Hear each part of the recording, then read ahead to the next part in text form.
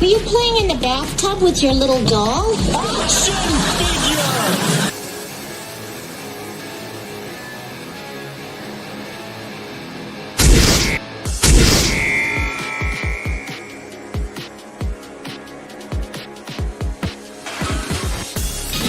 You can do it.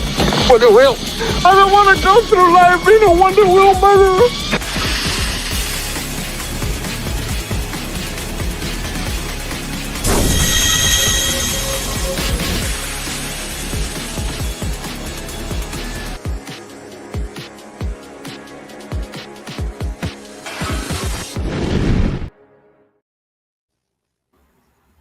Hey everybody, what's going on? And welcome back to another toy time over here on Collectable Past. Back to basics. To be back to basics for me later on. I am not going to start off with all that jazz, but I just want to thank everybody that always comes in every single week, whether they're on the panel, whether you guys are hanging out in the chat, all the people that are watching silently across all the different platforms. Your time spent here listening to us ramble about these wonderful pieces of plastic that we love so damn much really does mean the world to us. So I'm going to start off with something that is, unfortunately, this has been something that's been long going. It's something that's continuing. And yeah, unfortunately, we are selling stuff again. So I'm going to open up with everybody's favorite segment. What the Guinea Pig Collecting is selling now. There's links for my eBay store down in the description. If you guys want to go ahead and share that out at some point for me, great. I should post something for this on Twitter later on, maybe tomorrow or later tonight. I'll see how things go with the internet because it's always giving me it's such a pain. It's such a pain. A troubled mistress. But here we go. This is what the Guinea Pig Collecting is selling off now. We are the Guinea Pig Collective. All will be assimilated. Resistance is futile. Greetings, everyone. It is I, Dark Helmet of the Guinea Pig Collective. Anybody who shares the link out, we will be posting it sporadically throughout this live stream. Please share it out if you can. Stripe here. We would absolutely love to be able to sell these and make money that way instead of running a Go Grift Me. I know that seems to be the preferred method for everybody else, but the Guinea Pig Collective likes to earn things the old-fashioned way. And of course, it is I, Barnes, of the Guinea Pig Collective. All the money goes to helping feed us because we are a hungry bunch of sots. Please help out in any way you can by sharing. We would greatly appreciate it. Indy here of the Guinea Pig Collective as well. Many more items will be sold as we try to attempt to right the sinking ship, which has been our finances for the past 2.5 years, almost 3 at this point, thanks to politicians who are greedy and don't give a shit about us. Thank you for watching, and I hope that you could pass the word along for us. So there we go now. The pig's always taking an upfront approach, and Trina, thank you so much. The storefront right there. There we go. Sure. You guys can share those links out there. Everybody that's hanging out in the chat, Chaos Hoy. I see Adam was in there earlier. I also see my man Curtis hanging out in the chat. What is going on, everybody? I hope that you're doing well. Trina has already shared the links out there. I posted a half-assed link earlier on Twitter, the best I could with my crappy internet, just to let you guys know we were going live.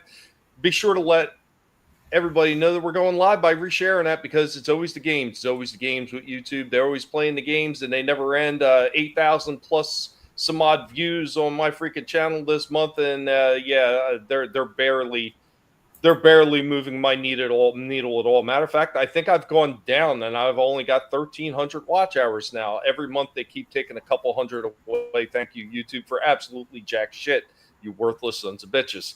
But we're going to get into Trina's favorite segment, and I'm going to hand it off to Vinnie and Slasher. Anybody else want to show something before I get into my big, long, extremely tiring segment on everybody's favorite Papa, if you're out there, Mr. Cotton. Can you hear me? Take a drink because you know it's going to be coming up afterwards. Here we go with Trina's favorite segment, Toys from Bygone Eras.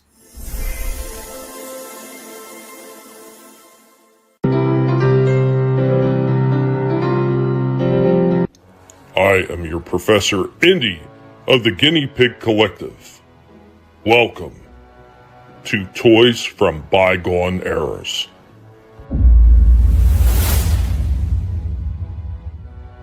Gaylord, you look kinda crazy, you move kinda lazy, see what he'll do. Gaylord, he'll walkity walk with you. Gaylord the pup is full of tricks. Watch. Back up, Gaylord. Atta boy. Now climb, Gaylord. Up, up. Now fetch your bone. Got it. Good boy, Gaylord. Gaylord, you look kinda crazy, you move kinda lazy, see what he'll do. Gaylord, when you pull his leash, he'll walkity walk with you. Gaylord comes with a bone of his own. He's a wonderful toy. He's ideal. Gaylord, when you pull his leash, he'll walkity walk with you. The Remco Movie Land Drive-In Theater is straight ahead. Here it is now, Betty. Today's double feature. Have Gun Will Travel and Heckle and Jekyll. It looks terrific, Jimmy. Drive right in and park. Let me show you how it works. Switch on the projector, turn the film knob, and you'll see 6 exciting still features. Have Gun Will Travel and Heckle and Jekyll. Captain Kangaroo and Dinky Duck. Mighty Mouse and Farmer Alfalfa. Gollywog, clear, big pictures. This Remco Movie Land Drive-In Theater has everything. 6 complete features. Its own giant screen, projection booth, marquee that changes, ticket window, and 6 beautiful cars. Be the first in your neighborhood to own and operate a Remco Movie Land Drive-In Theater. Only $5.98 at your favorite toy store. Remember, every boy wants a Remco toy. And so do girls. Wow, look at them go! Motorific sports cars. Boy, there's no stopping them! Motorific sports cars. They're terrific. Battery-powered motorific sports cars by Ideal. Get a sports car free. Yes, free, with labels from the Procter & Gamble products shown here. Your free motorific sports car has chassis, motor, and a surprise body. Maybe a T-Bird, or Jaguar, or Mustang, or Stingray. Later, buy the exciting motorific torture track and other interchangeable bodies. Get your motorific sports car free. Send in labels from these products: Jif peanut butter, Crisco shortening, Duncan Hines cake mixes, and Crisco oil. Details on this display at your favorite food store. Motorific, it's free. Thank you for joining us, and remember, if it's not being done by a pig, it's not worth watching. Yay, motor oil that they put in our food. What's up, Shifty? I don't like Gaylords. Hey, Shifty. What's up, Shifty? Why are I'm seeing these commercials? Oh my god, these kids are so fucking scary looking back then. that kid with the drive-in movie theater. Do you see his eyes at the end? Like he just took a fucking line. Like, oh my god. Holy shit. What's going on, Cotton? He heard Cotton drink and he showed up and he knew there was some kind of mini Matchbox or Hot Wheels style cars on the screen and he showed up. But that's my intro for the show, Vinnie. Yeah. Let me get this one going here. We got I'll just jump in right into here's a 3-minute short. This one is on Professor X. This is the Savage Land version, the Target exclusive. We have the Uncanny X-Men Professor X Savage Land version of Professor X today. This is looks where good. Walk Savage Land. Yeah, pretty good. In the Savage Land. Box. Read up. I'm Vinnie Tardanella. I am his midsection joint bothers me. That's the only thing that really sucks on him. Oh, I want you guys to check out some of my books right now too. Here are some of the cool books that you can get. Go to Vinnieart.com. Yeah, I think I've seen those books before. Got plenty of Yeah, awesome pretty stuff. good, aren't they? Well, let's get back to the figure. But yeah, back to the figure. We're going to open him up now. and get a good look at this guy. They also did one of him with the spacesuit, right? Better With look that crazy helmet, Yeah. Yep. the Warlord helmet. Yep. Yeah. Yeah. I didn't like the Shi'ar Empire stuff. Yeah. But this was pretty cool though. Charles Xavier. It is nicely done. Paint's good. He does have some issues, I think, anyway. Articulation, head's pretty good. Ball joint is really nice. No butterfly joints. So that's weird. All the other joints are pretty standard. This is bizarre. There's like no range. You get this little bit of movement, and then that. Why wasn't this just a ball joint up here?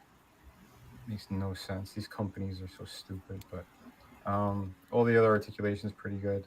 Kind of an ugly knee joint, but again, I'm just giving honest reviews Vinnie, here. we have explanation. We have explanation. Oh, cut costs because of tariffs. We take out ball joint in center. We're gonna get into that later. After you start showing some of your segments, because oh my god, the stuff with the tariffs is getting next level retarded. And I'm happy Mattel's already hanging themselves, so that's good. A boot cut, all that's fine. Still a nice looking figure, but yeah, I think Hasbro could be doing better, especially with the prices that they're charging now. So here is Charles Xavier with Cerebro on his head. Wait, they reused the mold from the wheelchair one for his midsection? And what's going on, Godzillionaire? Yeah, I don't have the wheelchair one, so I didn't know that. Well, if that's the case, Hasbro really doesn't like us. Yeah, Shifty, is that the same joint? Is the same torso? I haven't opened it yet. Oh, okay. All right, well, we'll compare after then. Look at it. Not too good. It fits real snug. It looks like it would be molded differently because he's got this jumpsuit on. Yeah, that looks like jungle shit, not the fucking jacket. Right. So when you put it on his head, you're gonna open it a little bit, not to scratch the paint on his eyebrows or whatever. He does come. So you with need to alternate spread it a hands. little bit to get it on. Of course, that way you don't damage the. Oh, I got kind you. of an odd choice. Why does he have a trigger finger? What the fuck? I don't know if it's Joe hands, to be honest. Well, in case you want he him also to does actually come with be able to his, defend himself. finger Not just gun that's or for knuckling. That's what they call knuckle. You know, What's that hand for? mimic his, That's for pretending he has guns, right? That's for when he's alone with that Psylocke figure behind him. Yeah, you think it'd be more of that Spider-Man? Never mind. But yeah, it's Banshee. And I gotta say, he still is a guns. really nice looking figure, and I am happy to have a Charles Xavier Professor X in my collection. So overall, really nice. He is in Target right now. If you could find them, go snatch him up because these exclusives always disappear very, very quickly. Again, I don't like the exclusive stuff that they do, but How there much? should be more available for everyone right off the bat. Hello, everybody. What's that? How much for that exclusive? I think it was like 25 with tax and everything. Wait, I thought exclusives were expensive ones. Oh, okay. Some of them they jack up. Yeah, it depends on what the hell the character is or if the box is bigger. If it's that bigger box, they're usually ranging from like 37 to 40. Well, if it's a bigger box, it means you didn't stretch it out properly, so nothing got damaged, right? We're talking about the larger characters, but all right. Oh, okay. And by the way, that double finger thing is called the shocker, Trina. Oh, That one's not the shocker. The No, shocker you need is your the other pinky out. You need your pinky out for the shocker, Yeah, one. Tommy, I thought you knew how it worked. I know how it works, but we're talking about Charles here. He can do amazing things with the mind, right? Yeah. He has to use his mind because the rest of himself is handicapped. He needs a hand with a bowling ball grip. Yeah. So anytime he wants to bang those broads, he's got to go to the Savage Land. Is that how that works? 'Cause that's the only place where his lower half functions. Anyway, but yeah, I am happy to have an Xavier in the collection. Again, that $50+ whatever it is for the wheelchair thing, the hover one, it looks cool, but it's out of my price range. But this one was pretty neat. Like I said, I like this look for him anyway. The Savage Land story was cool. So that Slasher. You want to read that one? Proctology exam, Professor. Oh no. You know, we're having the same issues when I designed one of them for Randy Bowen. You remember the What, little you had bus? a proctology doctor? No, for Randy. Yeah. If you remember the Marvel bus back in the day. The Marvel bus? Yeah, the little statues. Bus or bust? The bus. With a key, with a Okay. key. Sorry, my stupid fucking accent is confusing to everyone. No, it's not the accent. I just couldn't tell if you were saying bust or bust. Yeah. Yeah, I thought he was saying short bus. We're not talking about the Democrats right now. We're talking about toys. So. Anyway, when I designed the one for Randy Bowen, we were having the same arguments of how to do the hand positioning because it either looked like he was taking his shit or he had a bad migraine. We were trying to figure it out. It's like, how do you make him look dynamic and awesome if he's got to have his hands on his head doing weird finger things? So yeah, it was. I understand why they kind of did what they did, but he should have came with other accessories. I think. Did he come with a hand with a single finger so he could do the pick?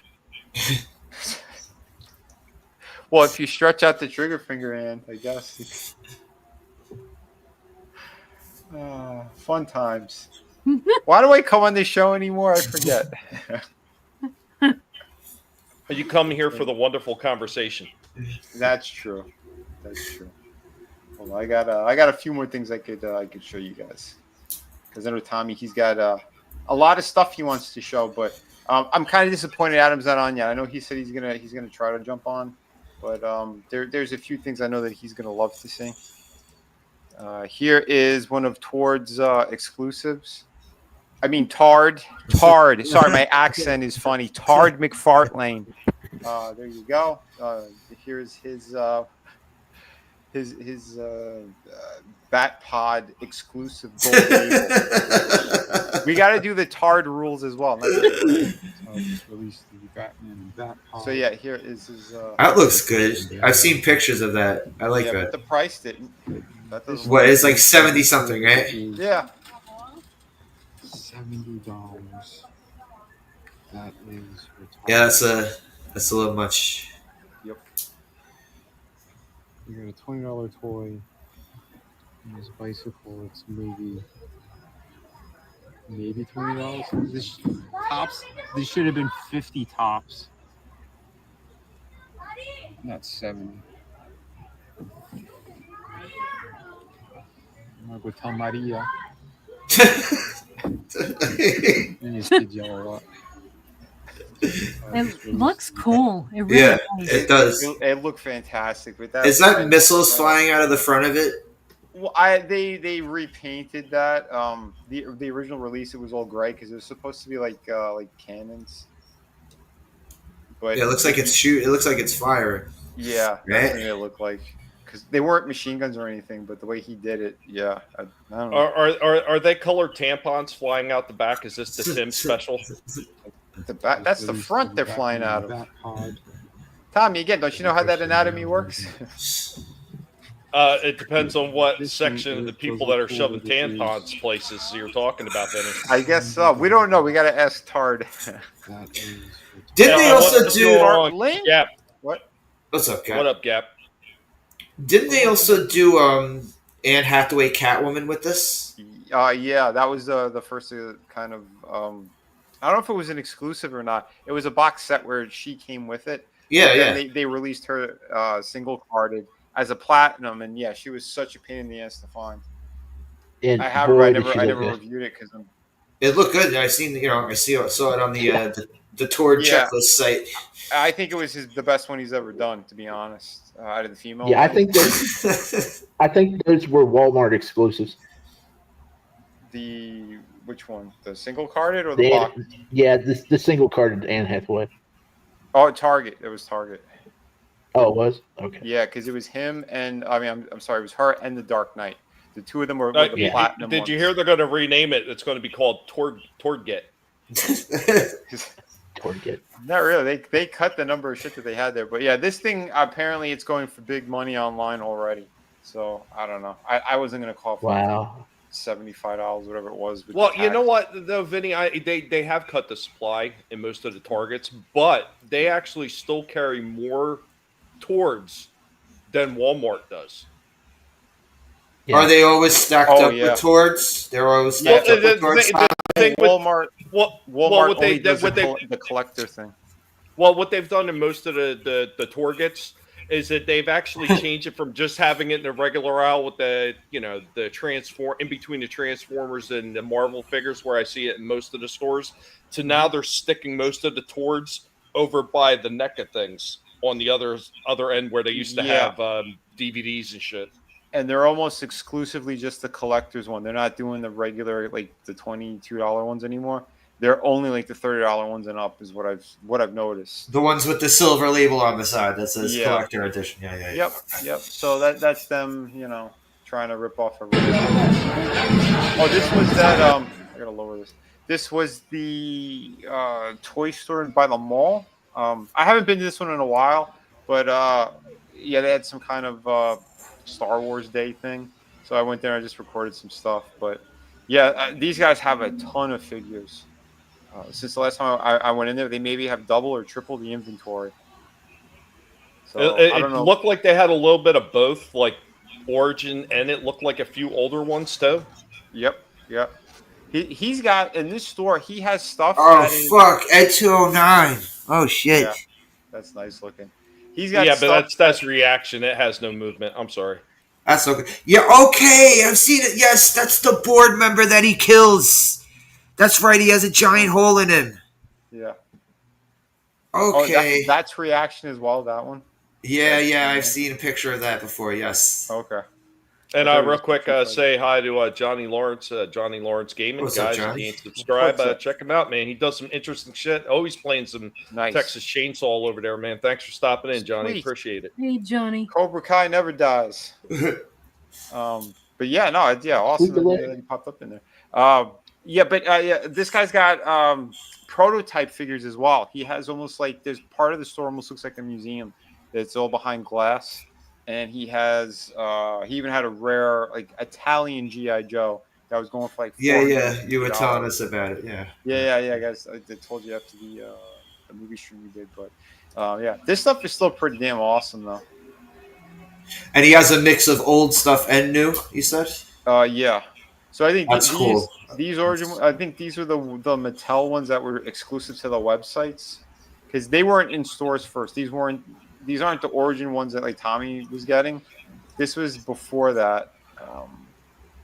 This was the Four Horsemen when they started to just kind of do like single releases through the. I forgot It was the Four Horsemen Classic. Yeah, that's it. The classics. And yeah, these things are going for an arm and a leg. I think he was like $80 by himself. Holy fucking shit. Dude. Yeah, the He-Man was going for 110, and these are open. Wow. So yeah. Well, when I was looking for a Cringer figure before they finally put one out recently, with the Cringer and Adam, the Origins cartoon filmation versions. The only ones that they had Cringer available was through Four Horsemen, and that thing was over $200. And I was like, yeah, there's no way I'm spending that much on that. And No way. Johnny, just in case, man, you have a wrench now, so you can go ahead and post the link to your channel if you want. Sweet. Oh yeah. Yeah, like I said, this stuff's really cool. I wanted to record more, but there was a lot going on in there. And they started playing music too, so I couldn't. You know how YouTube loves to hit us. This was awesome too, but this guy would have gotten, except this guy was returned. And looking at him too, you could see through the shirt a little bit. Whoever returned them did a custom job or something, and then threw them back in the package and put crazy glue on the package because you could see it all over the side of the box here. Oh God! I'm like, are you kidding me? But yeah, just because I was a Piper fan, I would have got this one, but nope. Crazy, yeah. Did you look this OG what the figure actually looks like up and see what the guy did to it? Oh, I could tell through here. When you take the shirt off, it's supposed to be bare chested. They gave him like I don't know if they try to do a black NWO shirt or something, or I don't know, but I could tell it was like a black tank top he tried to paint on him. I guess he didn't like it and went, you know what, I'm going to bring it back to Walmart. Real classy. Wow. So I passed on it because I saw him in that other toy store I just showed you. They had one, but I think he was going for like 35 or something. I wasn't paying that for this. Oh man, these ones should not be more than 15, bro. Yeah. Well, the thing is, because he was from an earlier release, so. Yeah. Well, so was Flair and Hogan, and they were both available in Ollie's for. What'd you get? Those 10? Oh, $3.99. Jesus. Nice. Yeah. The Bam Bam was like $8 at Ollie's, so because they only got a small shipment of those in. But Tommy, didn't you say the Papa Shango one and the Cactus Jack one were 20 something? Yeah, they're still 20 cents in Walmart. Yeah. Well, you know, like Shifty knows this too. Like when they first started putting these things out, they were sitting somewhere around like $16 or so because they were right in line with the rest of the Motu prices, which were like right around that $15, $16, and then all of a sudden they jacked them up. And this was before Trump ever got into office, so it's not tariffs. So before anybody even starts that, this was before that. This is when Biden was in office, when he was wrecking the economy. The prices jumped actually at one point to over $22 a figure. And then they came down a little bit, back down to $19.99, but they haven't dropped down since. Yeah. And here's the thing, too, because they already said China wants to come to the table. They're ready to do it. India, they already said yes to them. They just got to sign the paperwork, from what it sounds like. But there's also something going on over there now. But, yeah, so what's going to happen when China does come to the table and they decide, okay, we're going to drop most of these or do a better deal for both sides? What are these toy companies going to do? Are they going to keep the prices that sky high? Because it sounds like that they're all planning to do that. Yep. I think it was just an excuse to raise it. Go ahead, Trina. Yep. Tommy. Yes, I agree with you. Mm-hmm. Yeah, because I just saw an interview from the president of Mattel, someone with a really strange accent, who's saying, no, we will not bring toy manufacturing to the United States. We're going to keep it safe in China. Really? How is that safe? Yeah, because their standards are really good with having, child labor making these things. Well, hold on for 1 second here. So manliness coming in with the drive-by comment of the night. Oh, coming up, creep. Drive-by. Yeah, China can't come to the table. She's dead. Soul Assassin, what's going on, Soul Assassin? Some poor idiot thought customizing figures is easy and messed up. Leave customization to the experts and stop ruining toys. Agreed. Yeah. Agreed. Yep. It's crazy. It's getting ripped off. Oh, man. Right? Yeah. I hear you. Some of us are like that. Like in a way, it's kind of like a blessing. But I was, me personally, I was already in bad shape before that, so it just made it even worse. What's going on, Tree Rock? What's up, man? Yeah, these greedy companies. I mean, that's it. They're killing the hobby and everything for everyone. But they still have their giant multi-million-dollar yachts. So our hearts go out to them. I was in Hobby Lobby and I saw this. I thought it was pretty cool. I thought maybe you guys would find it interesting. This giant T-Rex. Whoa. That's awesome. Yeah. Right? I thought it was pretty cool. Is that metal or is it plastic? Metal. Really expensive. He's a big boy. What? Yeah. That's my first thought. It was metal, looking at the way the jaw's designed. So. Yeah, this is something I thought Adam would have loved. It's a lamp or a gun. Love it. That was really cool. So, Shifty, were you going to ask about the T-Rex? Yeah, how much was it? 400. Ooh, wow. Yeah, that was pretty nuts. But yeah, again, there's some cool stuff, and there's some things that are dirt cheap, and some things that are pretty expensive. But so, what are you supposed to store inside his butthole? I see he's got a giant gaping asshole. What are you supposed to do with that? That's where you're supposed to put the Charles Xavier figure. You do whatever you want with your figures. No judging. I mean, does he shit candy like that llama fucking candy dispenser I showed a couple weeks ago? His mouth was open, so I guess anything that fits, right? This was kind of neat too. 75-year anniversary for the board game Clue. Oh, This is all wood and metal. It was what it looked like. That's beautiful. Yeah, this thing was something else. It was heavy too, so I don't know how the full thing. Oh, that's awesome. Yeah, some of these companies, they do a lot of that stuff. I did pick up the Jumanji one that was at a Walmart a number of years ago, and it was an all wooden case.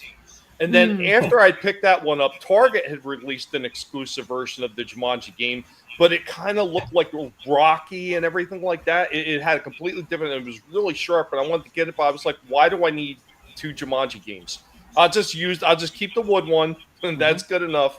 But yeah, a lot of these companies are doing re-releases of these older games, man. And speaking of games, real quick, Johnny says, I don't get why retro video game prices are so inflated when most of those games suck. It can be played on an emulator because the whole retro scene had blown up a number of years ago, Johnny. That's why, even Sega Saturn and Sega CD games were going for hundreds of dollars. Yeah, Dreamcast too. Dreamcast games are real expensive. I heard the early Capcom ones on PlayStation 1 are also worth a lot. Yeah. Vinnie should have got it, Vinnie. Yeah, call it the Vinosaurus Rex. Oh shit! But this 75-year anniversary Clue game. This was on clearance at $100. I was like, holy shit. Hey, Gap, I'll customize a T-Rex figure for you and send it to you. You could have hours of fun with it if you want. Oh, here. Adam Warlock. Oh, a cool costume of Adam Warlock. Yeah, you could have got the Adam Warlock with fisting action for that dinosaur. He's got the gauntlet, the Infinity Gauntlet and everything. Does he come with a can of bacon grease too? No, I don't see that. He comes in a comic. That's awesome. Oh shit! And it needs to come with Crisco oil. Soul says, but playing Clue, always accuse Trina first. Just saying. If I walk into a library alone and she's there with a wrench, I'm walking out fast. What? It was Trina on the toy stream with the Beretta gun lamp. No shit, Johnny. I've said that quite a bit. A lot of those Walmarts have actually they've scaled down their toy aisles. It's disgusting. This is awesome that they gave him his cool costume, because the one I have, his costume looks so fucking. It doesn't look like this shit. Yeah, it's cool that they're kind of releasing some of these, but the comic book gimmick is it's ridiculous. It's not even. It's just the people. He did Rom. It's basically. What's up, Shifty?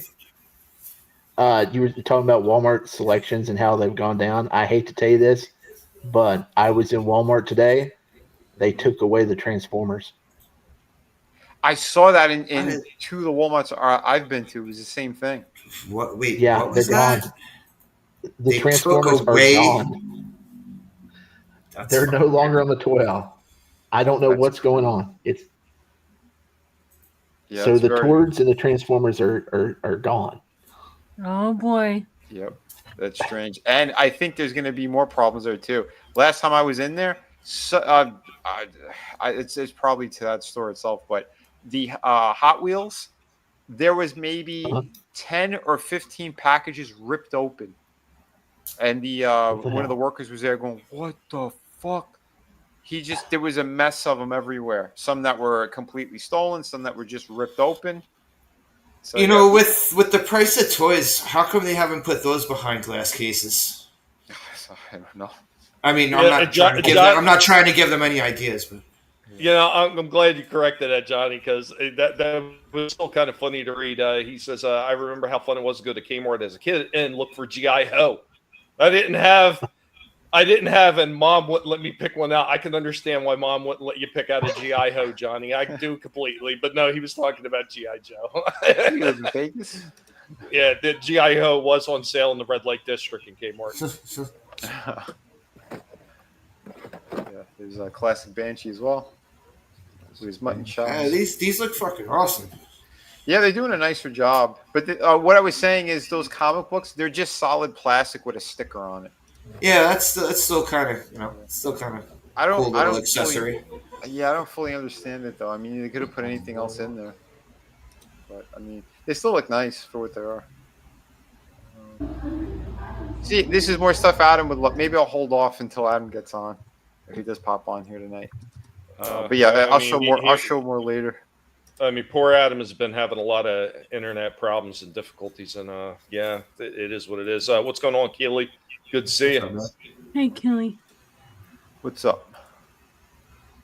Usually hang around at least 40% of them. Yeah, that's because 90% of what they had there was a Transformers 1 that had been sitting on the peg shelves now for what? How many months? I don't even know how many months it's been now. They did so much damage to themselves. I almost bought a Transformer. Well, it wasn't a Transformer. It was one of the busty models for Optimus Prime where you could like snap it together. I thought that was pretty cool because it was only $10. And I was going to go back to get that this week, and it was gone, and all the Transformers were gone. But I was like, hey, I'm kind of getting into model making, and those ones where you can just cut the little pieces out of the trays and just pop them together. That's pretty neat. But man, they're gone. They're all gone. All the robots, all the Transformers, they're gone. Yeah, that's wild. Well, I had seen for a very short window that Walmart was actually bringing back those model kits. Like I'd actually seen like a whole end cap filled with them, and I was like, "Wow, this is kind of shocking considering that they're downsizing their toy aisles."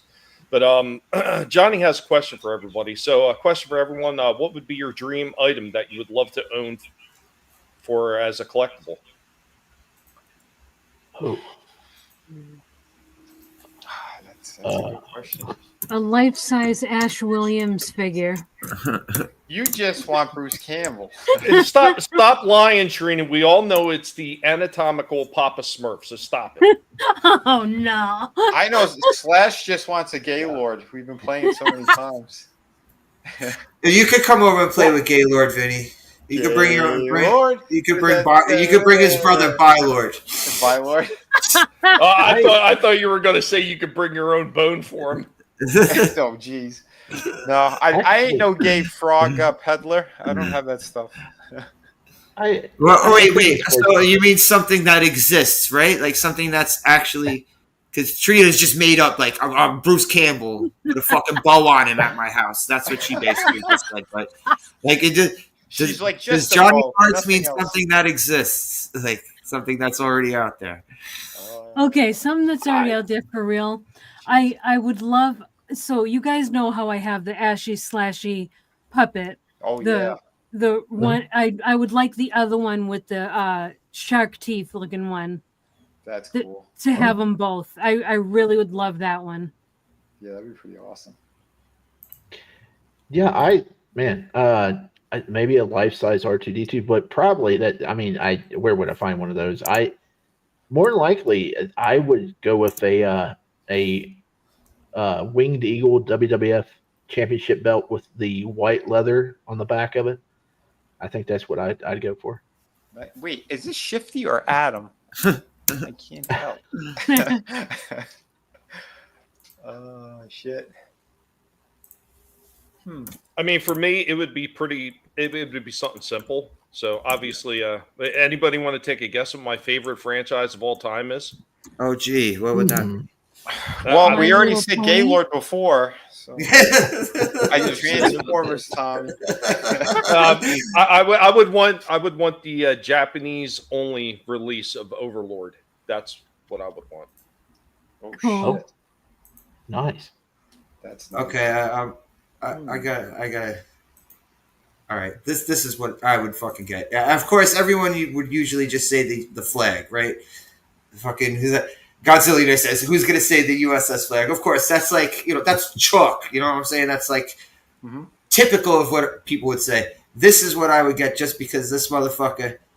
Look at how much this motherfucker could go for. Holy wow! See, Slash he knows what's up. The OG fucking Kenner Superpowers cyborg figure. Nice. Wow. This fucking thing, I saw it in a store once for $70 fucking bucks. It was like early 90s. And looking at what this motherfucker goes for these days, I was like, damn, I wish I would have wasted $70 on it back then. Holy hell. Wow. Yeah, this motherfucker is expensive. Well, especially that one there because it doesn't have the peg popped out. Oh yeah. Wait, which one? This one? The one that's 1800. Okay. Yeah. But Yeah, it's all solid. yeah, up there. that's my answer. I had a chance at that shit of over. Like I thought I would be overpaying for it back in the early '90s, but seeing how much it is now, nah. Mine's totally different from all you guys, and it's not simple at all. It's I'd want a functional life-size version of the tumbler so that I could jump in my tank and run over other cars on the road and horrible people. So yeah. Well, that's not a collectible, but Sure it is. It'd be a one of a kind, damn it. That's pretty cool, manliness. Yeah, I have a couple of Mega Supremes in the back. Unfortunately, like a lot of those Mega Supremes, the gears stopped working, and I've actually been taking it apart to try to figure out. But you would not believe all the freaking mini gears that are in there in the Mega Supreme figure. It's ridiculous. It's like a whole freaking big giant container filled with all his gears and shit. It's wow. It's a lot. And Soul Assassin, we were talking about that the other day with some of the Pokemon cards going up in price because people are looking for a lot of these newer cards. Some of them are reprints with Magic the Gathering and a few other ones. Mm-hmm. But yeah, a lot of these Pokemon cards right out of the pack, they're worth big money if you hit the right one. And that's why you get these people, they do these live streams where they're actually opening packs of cards to try to find that one major card that's worth thousands of dollars. I mean, they're doing that with a lot of shit across the board. Oh, hell yeah. Mm-hmm. Awesome. And I hear you, Johnny. Like I said a couple weeks back, I was in GameStop on a Saturday, and they were lined up out the parking lot, and around the parking lot just to get Pokemon cards. Yeah, the comic shop guy was telling me because a lot of those things are going for thousands of dollars. Those cards. Yeah. If you get like a really popular one or something that they're looking for, or I'm sorry, super rare one, they said the One Piece is even more than that. I seen One Piece cards going for like $8,000 to $10,000. Certain ones. Dang. So yeah, it's crazy. It's absolutely crazy. But I did think of something actually. Oh yeah, collectibles that I would want. It's a pair of them. It'd be the sisters from Arcane, Vi and Jinx, the Hot Toys one. I showed it a few months back. Oh, yeah. Cool. Yeah. Yeah, those definitely. Yep. Yeah. Definitely. That's a good choice. Yeah, Vinnie says he wants to run his fingers all over him. No, or at the very least, he wants to run Charles. Sisters. That's what I said. Charles, you want to run Charles' fingers all over him. Charles? I don't know anything about the Arcane, but I know a lot about the cosplayers from Arcane. Mm-hmm. Yeah. Jeez. Yeah. I revised that. I'd like to get the cosplayers life size there. And yes. Run my fingers all. Never mind. We're talking about toys today, damn it. Yeah, Johnny. The only reason I know anything about that stuff because I don't even know how to word that. I used to have a daughter of that age when those things were coming out. I do not associate with it anymore. That have nothing to do with it. That's a whole different story that I just don't like getting into. A few people know it, but yeah, I got into those card games for that kid. Did a lot of things I didn't necessarily want to do, and then learned a lot more about it than I had ever planned on. So it is what it is.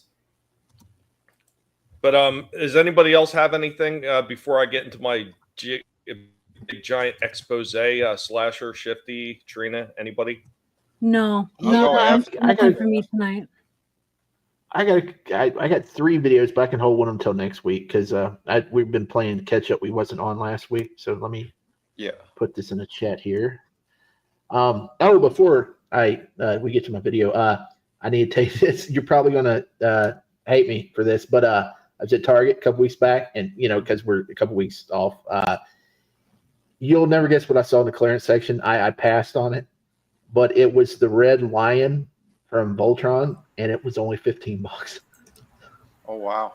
That great big red lion, and I'm still kicking myself because I have no room for it because it was huge, and I don't really collect that stuff. Yep. But I should have got it. Yeah, there's certain things I passed on too that I'm kicking myself for. But here it is. page for you right now. Hey, this is a big shout out right now to Tommy. Hey, thanks for telling me about the clearanced out Acolyte figures. You said they were available at Ollie's, but I think you might have meant Ross because this is where I found this sucker at $5.99. I would have bought any of them I saw out there because this sucker right here, and actually any of the Jedis from this line, like I told you last week, would be great for customization. You just got to pop the head off and paint those yellow robes up, and you got yourself a custom Jedi. Nice stuff, especially for $5.99. So, hey, thanks for that, man. Also, Vinnie, big shout out to you for telling me about the Savage Land Charles Xavier being available at Target. I found the last one on the rack when I was out there on Saturday and immediately snatched them up. Big plus is there's no jizz on the helmet. Yeah, big selling point right there. Hold on. Yet. Oh my So god! he's got a great head sculpt. He's got the fingers to acquire it. Yeah, suited body in the hover chair set, or I just might use this figure in the hover chair. I don't know. I got options now. I didn't think I was going to buy 2 Professor X figures in the last month, but stranger things have happened. Nice pickup. My X-Men collection is slowly taking off. Got 2 Xaviers, got a Rogue, got about 5 Wolverines, and I got this guy. I got him in a weird place. I found him Sunday morning sitting alone in my Walmart toy aisle. This was the only one they had, which is weird because they usually don't stock Marvel Legends, or they fly off the shelves, because the only ones I ever see are the MCU basics. Like I got 15 Chris Evans Captain Americans over there right now. But yeah, I was surprised to see this, and I immediately tossed him in the cart. And this is what I've been wanting. The classic colors comes with an extra head, extra hands, and that's that sweet little giant size X-Men comic. This wave has comics with every one of the figures it comes with. Yeah, I hope they continue that. That's a nice little giveaway there. But yeah, cool stuff. Banshee, Professor X. Yeah, my X-Men roster is taking off. Cool stuff. Hey, what's going on? It's pickup video number 1. Very cool, man. Nice. Hey, Yeah, what's going on, Daytona? What's up? Hey, what's Hey, up? Hey, Daytona. I'm kicking myself for buying that at Walmart because I saw it over at Target. I may just go back and try to find it at Target because, you know, when they have those Target Circle sales, I can return them and get about half the money back. So I want to go back and check. Oh, okay.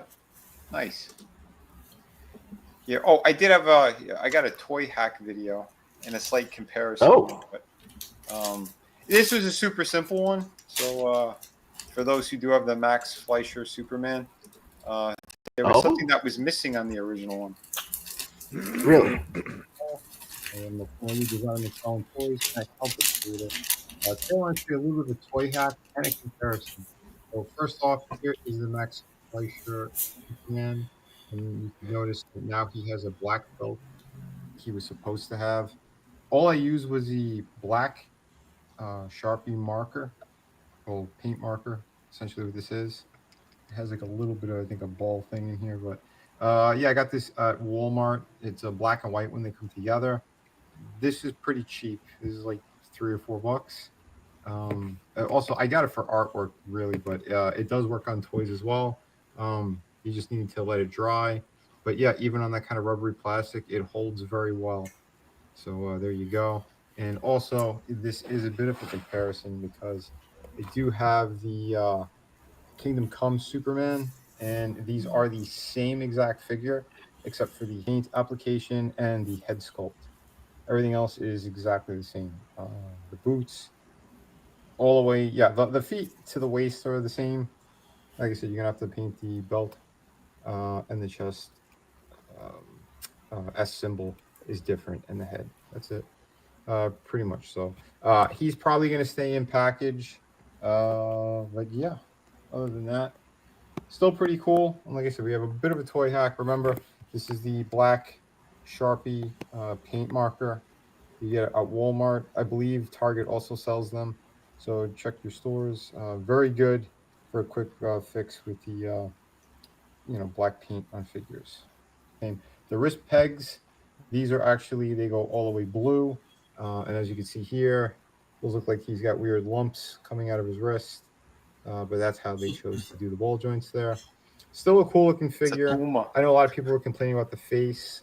I think it's okay for what it is. It's not exactly Ross, but it's kind of close enough. It almost looks kind of pudgy. And they didn't paint his the grays on the sides of his head by his temples there. They didn't do that. Still pretty awesome. I think that's probably the best Superman body that they ever made. And I understand why he's using it like 50 times now before he loses the license. Anyway, remember to like and subscribe, and be sure to check out all my cool comic books. And what's this beside him? Oh no, Mino and Superman. Oh, and cool. Bizarro. He looked awesome. Yes. He does. It was one sitting in Walmart, one by himself in the aisle where Todd used to have his stuff. So I don't know what miracle happened there, because all I've seen in those stores are the collector's ones, and they're over by the NECA stuff. So this was awesome to see there. And I'm like, I'm getting them. Is there a variant to him? He is actually the variant. So the Superman that they re-released, the original figure, they re-released them and gave him the cloth cape and all that. This is the same exact body mold, but because it's kind of like weird proportions, it's perfect for Bizarro. So they just gave him a new head. Oh, but there's no two Bizarros. Like they didn't give him one. They didn't make one where the like how they sometimes they make them where the costume's more it's like purple kind of. From what I understand, no. This is the only one, but there is another Superman out that has the same body as the Kingdom Come one and the Max Fleischer one. It's called Stranger Lives of Superman, and he has a lion head and lion hands. He comes with a regular head and regular hands, and he comes with a head that looks like he's got a giant tumor instead of hair. Like it's like what's his name? The leader from the Hulk. Yeah, he's got a head like that. I don't know what that is all about, but yeah, very, very strange. And the suit is different. So, or the color rather. So you see that he's got this, like a darker, nice kind of blue. The other one's more like almost like that purpley kind of blue. But yeah, so I only saw a video of that or something online. I never saw it in stores. I didn't even know about it. But apparently it's some kind of collector's edition thing or whatever, since it has all the alternate parts there. But, there's an older Bizarro, and he has a face, and it looks just like Gray Hulk. Oh yeah. Yeah. Is it looking any good? Not really. Well, this one looked great. Like I said, even like the way they have it in the package with like the pigeon toe thing going on there, I'm like, yeah, that's perfect. And it's like zombie, because I always see them do Bizarro two different ways. Like one where they make him more like zombie looking, kind of like almost like Grundy-ish. Yeah. And then they do the version of him where he's made out of glass. Right. This is the zombie version, right? Sorta. His face is very angular. Yeah. But I thought they did a great job. Really cool looking. Work is proportional. And what's going on, anti-derivative Jill? What's up? What's up, Jill? Good to see you. Hey, Jill. Hey.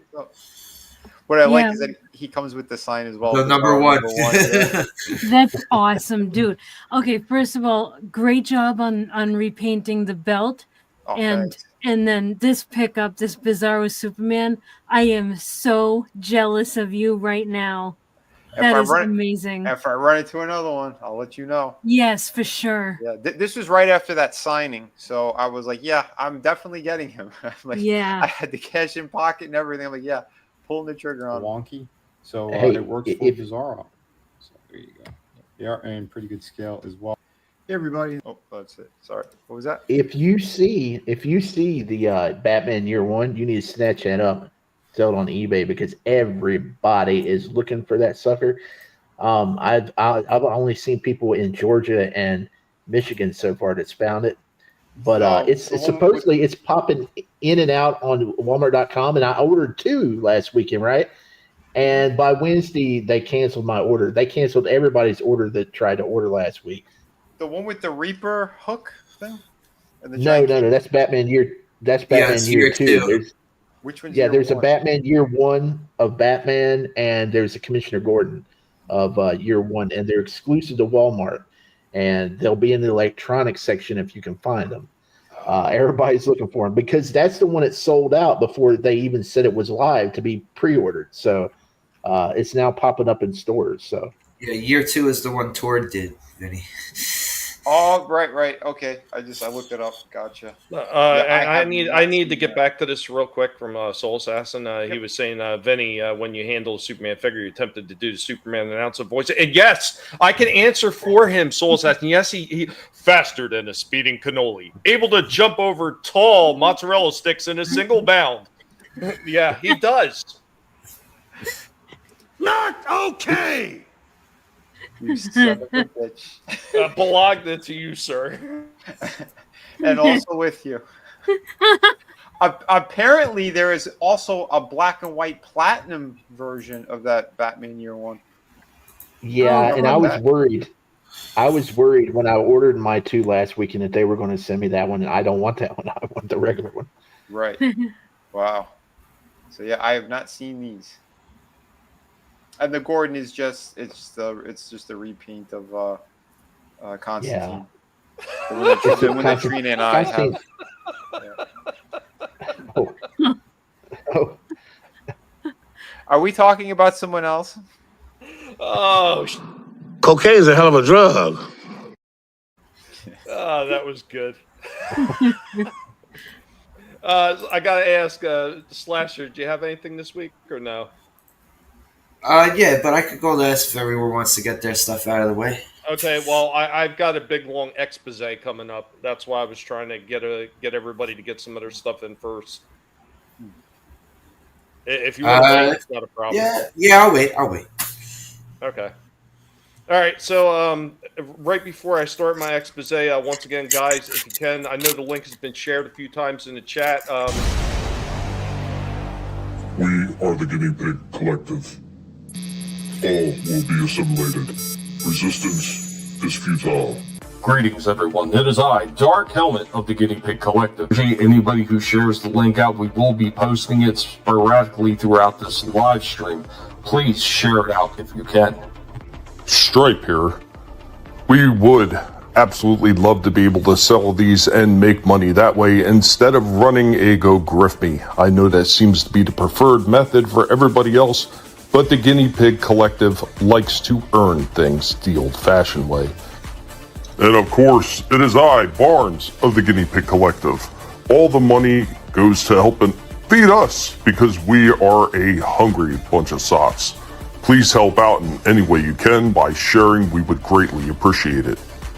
Indy here of the Guinea Pig Collective as well. Many more items will be sold as we try to attempt to right the sinking ship, which has been our finances for the past 2.5 years, almost 3 at this point, thanks to politicians who are greedy and don't give a shit about us. Thank you for watching, and I hope that you could pass the word along for us. So there's that. Some more stuff going on eBay as we're trying to rate everything. The financial struggles are real, especially when, unfortunately, the wife has been out of work for so long.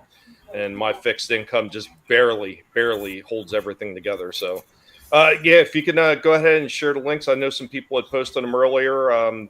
Guys, if you could find those in the chat, I really should have pinned them and everything. But I'm trying to do a few different things at once, and my internet is kind of hokey. If I can find it again, I'll repin it and share my link out there. I know Trina had posted it, and I believe it was Gap that posted it as well. Johnny says, read recently Bruce Willis and Michael J. Fox did a lot of coke in the 80s. I wouldn't be surprised. Everybody in the 80s was doing coke. Yep. But we're going to get into my expose. This is going to be a long one. We're going to stop in between ever so briefly and talk about everything that I'm showing on. But we are talking about cotton. Where you at, cotton? Get that big tall boy glass out. Matter of fact, you better get one of those old school Slurpee cups out, because this time talk some Transformers, my friend.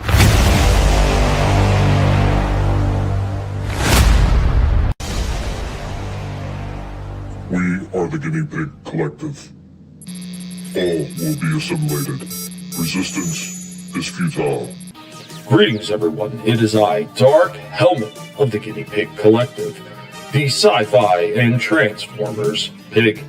Today we'll be discussing a franchise that has had a lot of longevity, one that we have talked about numerously in the past. We will be talking about G1 Transformers, its history, its origins, including Diaclone and Microchange, which was created by Takara of Japan. The origins for the Transformers may not start where you think that it would. So at one point, Hasbro had licensed off G.I. Joe figures to Takara. However, combat soldiers, especially so close after World War II, did not sell very well in Japan. So Takara wound up changing these figures over a few different times. The first time they created superhero-looking figures, which did okay for a little while, but then Takara made big changes. They produced figures based on Japanese live-action sci-fi TV shows using what was called the Combat Joe body. It was licensed by Hasbro through the G.I. Joe brand in 1971. Now, in 72, they made changes and they reformatted the figure to stand out more, now with a clear plastic body and an engine at the center of its chest. The engine was actually based off of a motorcycle plastic model kit. Well, they dubbed this new creation the Henshin Cyborg. This continued for a few years with accessories, but in 1974, they scaled down the size from the traditional 8 and 12-inch figures that they were producing to a 3.75-inch figure. Thus, they created a new line dubbed Microman. The Microman figures were marketed as being the actual size of cyborg beings, called Micros, that hailed from a fictional planet known as Micro-Earth. And they disguised themselves, remember that, as action figures, while they were on planet Earth. So while this new creation was gaining traction, they continued producing the 8 and 12-inch figures. But this eventually, of course, ended. Not only were these new toys smaller, taking up less space on the shelves, but they were also less expensive, both to manufacture and for the consumer. No doubt the rising cost of petroleum probably also lended a hand in this decision. The Transformers will return after these messages. Well done, Tommy.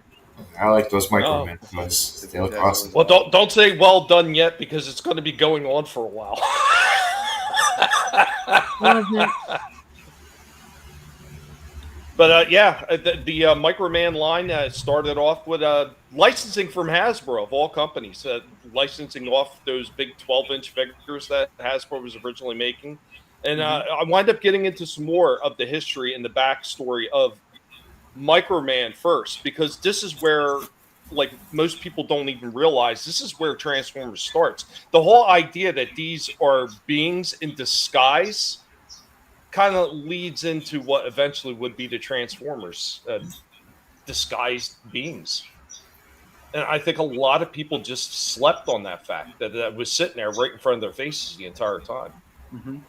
Yeah. Any questions before I move on to the next part? No. No. You're very thorough.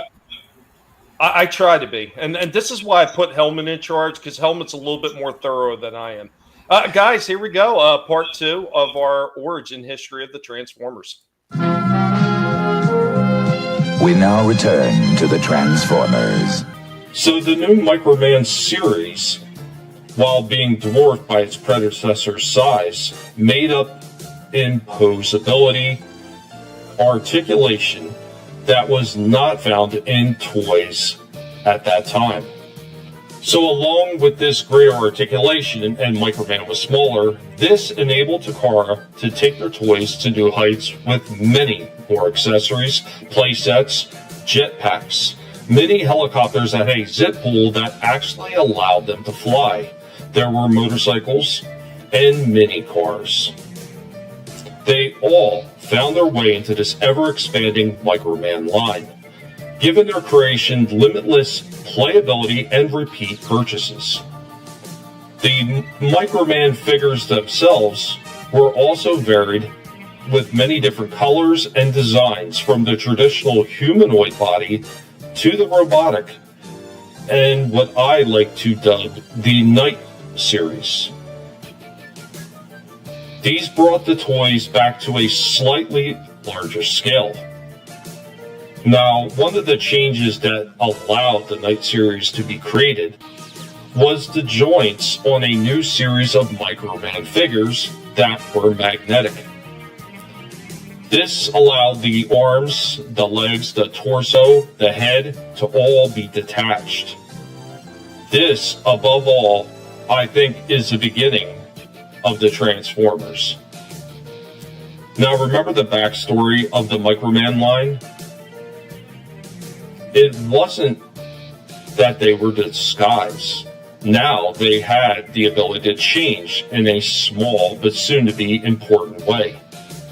The Microman series was eventually licensed to Mego, the Mego Corporation, from 1976 to 1980, and now dubbed the Micronauts in the United States. Mego, yeah, that's right, that same company that had made all those great movie and TV show 8-inch action dolls, now they had Micromen as Micronauts.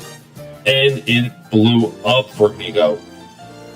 Now they had small action toys in the US that rivaled many other companies. Now, getting back to the series, this would take the next step and would eventually become the Transformers. Legs, arms, head, all attached via magnetic joints. It could be reassembled however you chose. What truly made them different was the horses. The horses actually came apart in many different shapes, creating not only centaurs and robotic horses that were almost assault platforms, but anything that you chose to create them to. The Transformers will return after these messages. So the one thing I wish I would have did right there is I wish I would have put a picture up of the Night series horses and all the different shapes they could have, because I had the one Baron Kaza and his black horse. It came as like a double set, and you could actually take the legs off the horse and you could put wheels on there. Or there was a few other attachments. I think it made it with like maybe treads or something like that. There was a few different attachments you could put on these horses, and they had firing missile weapons that you could actually put into the side joints of the horse and everything. There was a whole bunch of things you could do with these things. And the same thing with Baron Kaza. You could take off his body and you would put the top of his body on top of the horse, where you take the horse's head off and you create a centaur. Like, these are the first, I think, steps towards becoming truly transforming. Even though these were part swapping, these are transforming figures. Okay, what's the thing that was hurling those fucking things at the cat? Because that was fucking hilarious. Oh, it was one of the weapon systems. Hey, you want to piss off your cat? Buy this toy. You'll torment that little motherfucker for days. Like, throwing shit. The cat was like getting pissed off too. That's fucked up that they did that for that commercial. I know. I was thinking the same thing. That cat was legit getting pissed. Yeah, it was scared. It was pissed. And it's like, this is fun for the whole family. But not this little fucker over here. I'm sure if you had something like that wouldn't seriously injure, you'd be hurling objects at the cat too, Trina, and giggling hysterically. So Mego, I guess they had the patent for the magnet technology that they were using on the those figures. No. Takara, that was all Takara. Yeah, Man, so Takara licensed it. They licensed it to Mego to to sell here in the U.S. because Takara didn't really have. Takara didn't have like an inroad to the U.S. as far as selling toys. A lot of times they had to go through other companies. What's Slasher? Takara made video games too. You know that, Tommy? Yep. Yeah. But what's going on, to Andy Masterson? Sorry, guys. I wanted to say hi. Andy Masterson in the chat. Like the knots are awesome. Go ahead, Shifty. If Kenner had the patent to do the magnet stuff, man, they could have done a whole line of build your own droids back in the 80s, and that would have been awesome. Well, they did have the Droid Factory. Yeah, I have that. Yeah, I have the Droid Factory. Huh. You could build a couple different styles of droids. Like it was only limited by the parts you had in your imagination, but I still have my Droid Factory. It came with these. Do you remember the little white plastic double-ended pegs that they had for some of the play sets for Star Wars figures? So you'd put them in the bottom of their feet to stand them. That's what they had in there for joints to put a lot of these pieces together in the robot, the robot playset. Okay. Yeah, they had a Terminator factory too for the original Terminator figures. It was just the endoskeleton, and then you put the skeleton in the thing, and it looks like a clay thing of Arnold over the Terminator. But it was still cool for what it was. Oh yeah. All right, guys, are we ready for part 3? Yeah. Oh yeah. All right, here we go. Some more history because it doesn't end just yet. Helmet likes to be thorough about these things, and I commend that pig all day long. We now return to the Transformers. Eventually, this would also find its way into some of the vehicles that they had, where the vehicles would have ever so slight transformations from a motorcycle to maybe a helicopter or to an assault pack. This, I really truly believe, is the beginning of the Transformers. The beginning of transforming a toy was truly born here. This in turn would lead to designs made with standard Microman vehicles that were able to change to a small degree. At this time, giant robots and robot-like heroes were on the scene. Ultraman is a prime example. This in turn led to robots that Microman figures would pilot, and of course, in turn would lead to those robots being able to change to a certain extent. From these beginnings, the first real Transformer began to appear, with Diaclone and with a subset of the Microman series dubbed Microchange. Now, the Microchange line consisted mostly of what was coined as the penny racer style cars that are super deformed vehicles having a pullback spring action and a slot towards the back to place a coin. So when pulled back with a coin inserted, the vehicle would do tricks, mostly wheelies. Also in the line were everyday objects, micro sets, camera, wristwatches, binoculars, locks, and a few different guns as well. A flashlight, a microscope, and of course, a mini cassette recorder.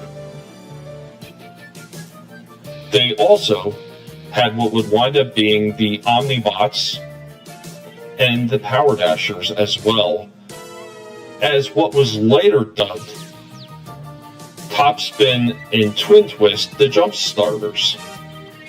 At the same time, they also had another line start off that had much smaller figures, very similar to the Microman figures, 10 centimeter tall figures with their magnetic feet were the controlling force behind the vehicles, which were transforming or changing robotic combat armor.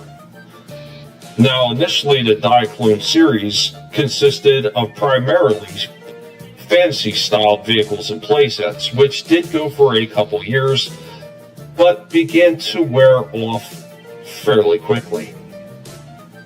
Now, while everything else had seen a reduction in size, some of these Diaclone toys were actually quite huge, 12 inches and beyond.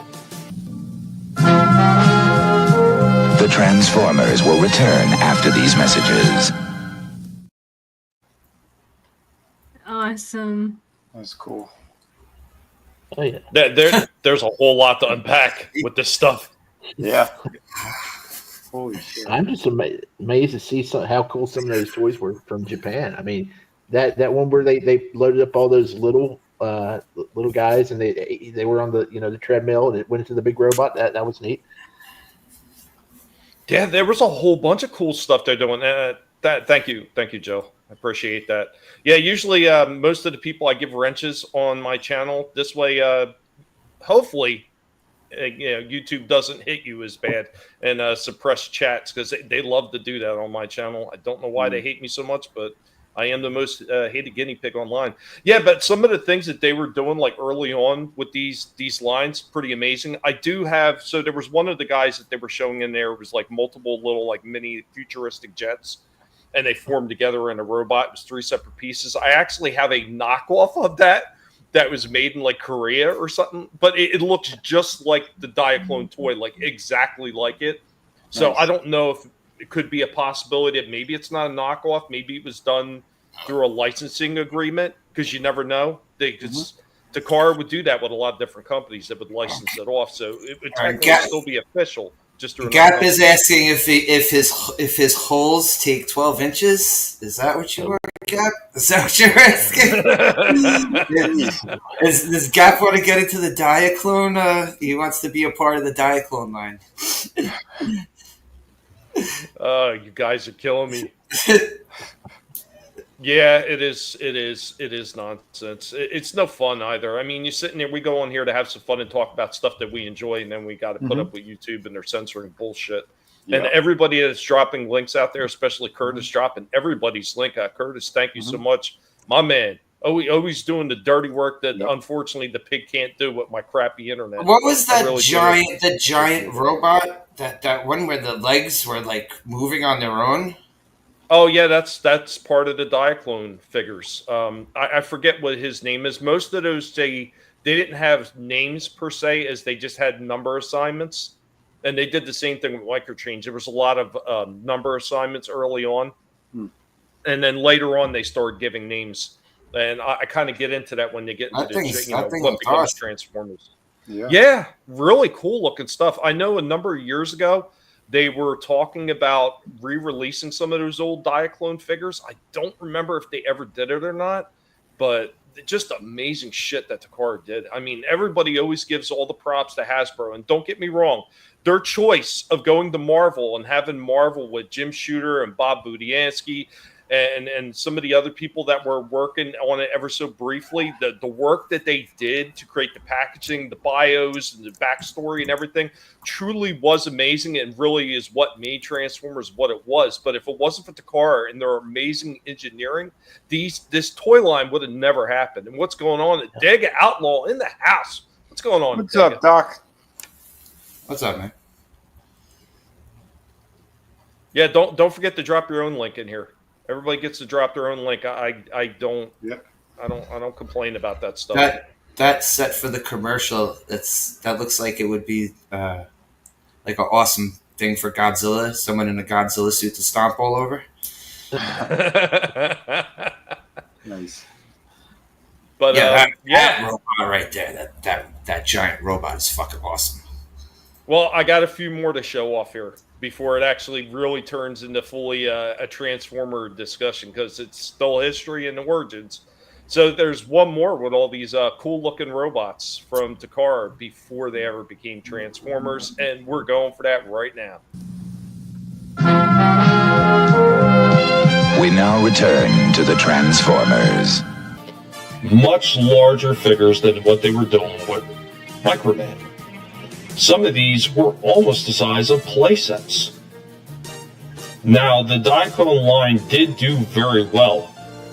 And with that, they wound up leaning into things that were not fantasy created, but were actually everyday cars and vehicles, which of course is where everything Hasbro had taken to put into the first 3 waves of Transformers. Because don't forget, even in 1986, we seen some of those Diaclone toys that didn't make it into the first couple waves wind up appearing in 1986.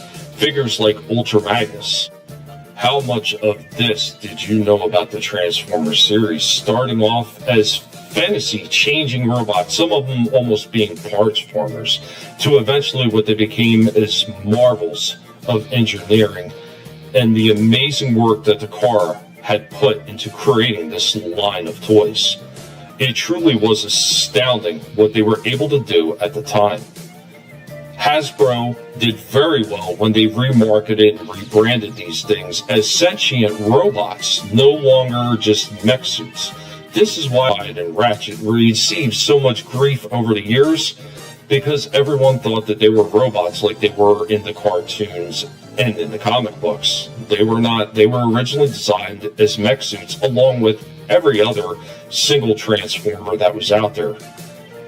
And also another interesting fact for many of you Transformers fans that you might not know is the jets, what became the Seeker jets, Starscream, Thundercracker, Skywarp, and later on Ramjet, Thrust, and Dirge, were not considered bad guys. They were part of the Earth Force originally, and the invading force were robotic insects, which, of course, would be released in '85 as the original Insecticons.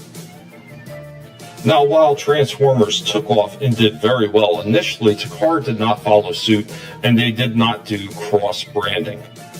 They were still producing Diaclone and Microchange at first, but once they seen how well Transformers doing and how much more in sales that they could get by a unified line, they eventually changed their packaging. The Transformers will return after these messages. Amazing.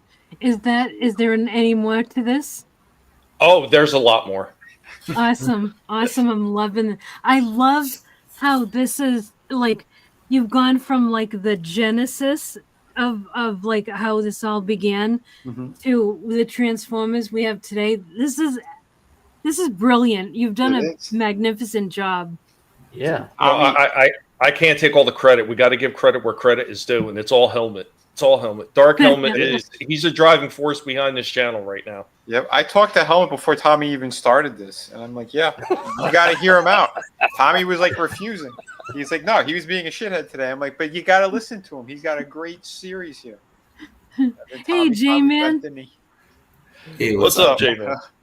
Yeah, cartoon to comic was very different. Absolutely. All the way around, too, especially when you're talking about the differences between the Japanese version and the American version. Like, huge difference. Headmasters, Master Force, like crazy stuff, man.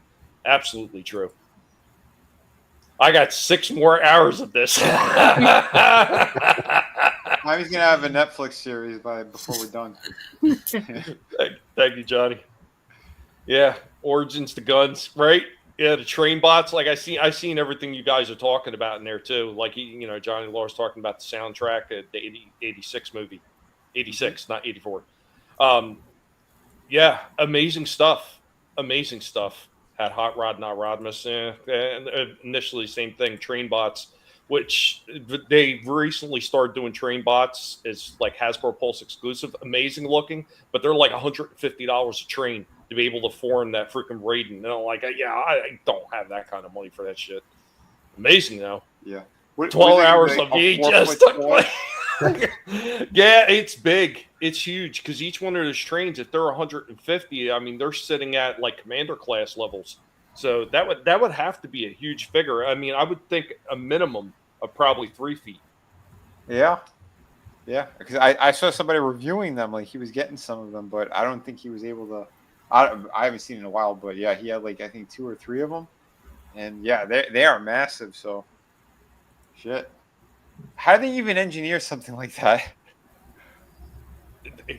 That's just Takara, man. I mean, you think about all the amazing figures in his first I mean, I've really up to the third wave when they started releasing like Ultra Magnus and a few of the other ones. I mean, that was all Takara. That was all Takara's doing. Yeah. And, you know, well, I'm going to get into a little bit more of that in the rest of the clips that I have, because I still have more clips missed out in Scorponok. Yeah. I think they re-released them, I think. I think it's a 24-inch Raiden figure. It's got to be bigger than 24-inch because each figure is $150, and I thought each figure was like over 10 or 11 inches. Yeah, it's got to be. They're about a foot long each of them. Yeah, it's got to be over 24. Mm-hmm. Well, you mean when it was originally on the shelf, it was $150? You mean? No, I'm talking about the new re-releases that they. Okay. They're releasing a train like every 6 months or something. Yeah. Yeah, a piece of them, and yeah. Each one of them they're about 10 inches to 12 inches long. And they're $150 a piece. Yeah, and they form together to make this giant, massive robot. Sounds cool. Very cool, James. Really expensive. Very cool. Yep. Is indeed. So let's go ahead and get into the next part. We are winding it down. I do still have a few more of these, but Trina, we are getting close to the end. We're just passing the halfway mark. Oh, I'm loving this. This is great. All right, here we go. We now return to the Transformers. While they were still doing this, some figures were being created under Diaclone that had not arrived in the US. We're talking combiner teams such as Constructicons created under the Diaclone line, as well as characters such as Perceptor and Ultra Magnus, which were already present as well. Eventually, of course, these all made their way into the Transformers line. Now, there were some toys that Diaclone and Microchange both created that never made their way officially into the Transformers universe in the US, but some of them, such as the Browning gun, did. Granted, he only made it in the Japanese version of the Transformers, and it wasn't until the Godmaster series that he finally did show up. So when we were talking about the mail-away figures earlier, we do have a few shots of some of those early Power Dashers right here. Pretty interesting. A lot of people thought that these were created by Hasbro. No, these were already Takara creations that Hasbro just imported as mail-away figures. Of course, there was also the Omnibots, and of course, what would become the Jump Starters that I did mention, and there you go with their original colors, which Hasbro smartly did release in some of those Diaclone colors in more modern waves of figures. There was also a few others like the train sets by Takara, which never made it into Transformers initially. These were Japan exclusives. There were quite a few Japanese exclusive Transformers that were out there, but these bullet trains did recently make their way into Hasbro Pulse exclusives, and they are pretty large figures, and I believe they were going for somewhere around $150 a train, and made a big giant combiner robot. Takara had made multiple different train sets like this, which Hasbro decided not to import because I guess they just did not feel that it was going to sell very well in the United States. In 1982, Takara had started developing a new line. Gone were all those fantasy robots and vehicles, and these were all replaced by more realistic cars, and this line was known as the Robo Car series, or Car Robot series. The line did very, very well in Japan, and they tried to market them in the US under Diacron. This unfortunately did not do very well at all. I don't know if the timing was off, but they just did not sell.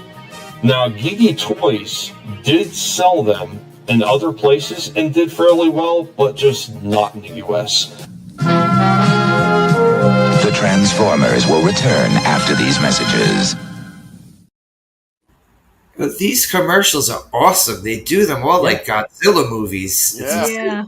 It's rad. Yeah, very impressive. Yeah, when I was doing these things, I have stuff like that in the background. There was a few more that I wanted to get. Unfortunately, I just didn't have time to incorporate every single commercial that I wanted to put in there. And it is really a pain in the ass to find these old videos that are in decent enough shape that you can partially clean up with the software, at least that I have, to at least make it presentable. Because some of them are so bad, it looks like static lines. And like Tree Rock, restoring and archiving the past. And I know he's doing that as well. He's doing a restoration of old commercials and everything. Like, Be sure to put your link in the chat, Tree Rock. And anybody else is out there, if you don't have a link, ask somebody that does to drop your link. Does Tree Rock even? Oh my God, Tree Rock does not have a damn moderator button. Son of a bitch. Well, that's corrected, sir. That is corrected. You do now, so you could drop your link in the chat. But we still have a few more, Trina. A few more. If you're enjoying this, we're getting close to the end, though. We're almost at the end. This is why I said there was going to be a huge segment of the show that was going to be all Transformers, because there was just so many clips that I had prepared for this. There was a lot more that I actually dropped on the cutting room floor because it became too much. I wasn't going to be sitting up here with 10 clip videos. It would have been just way too much time.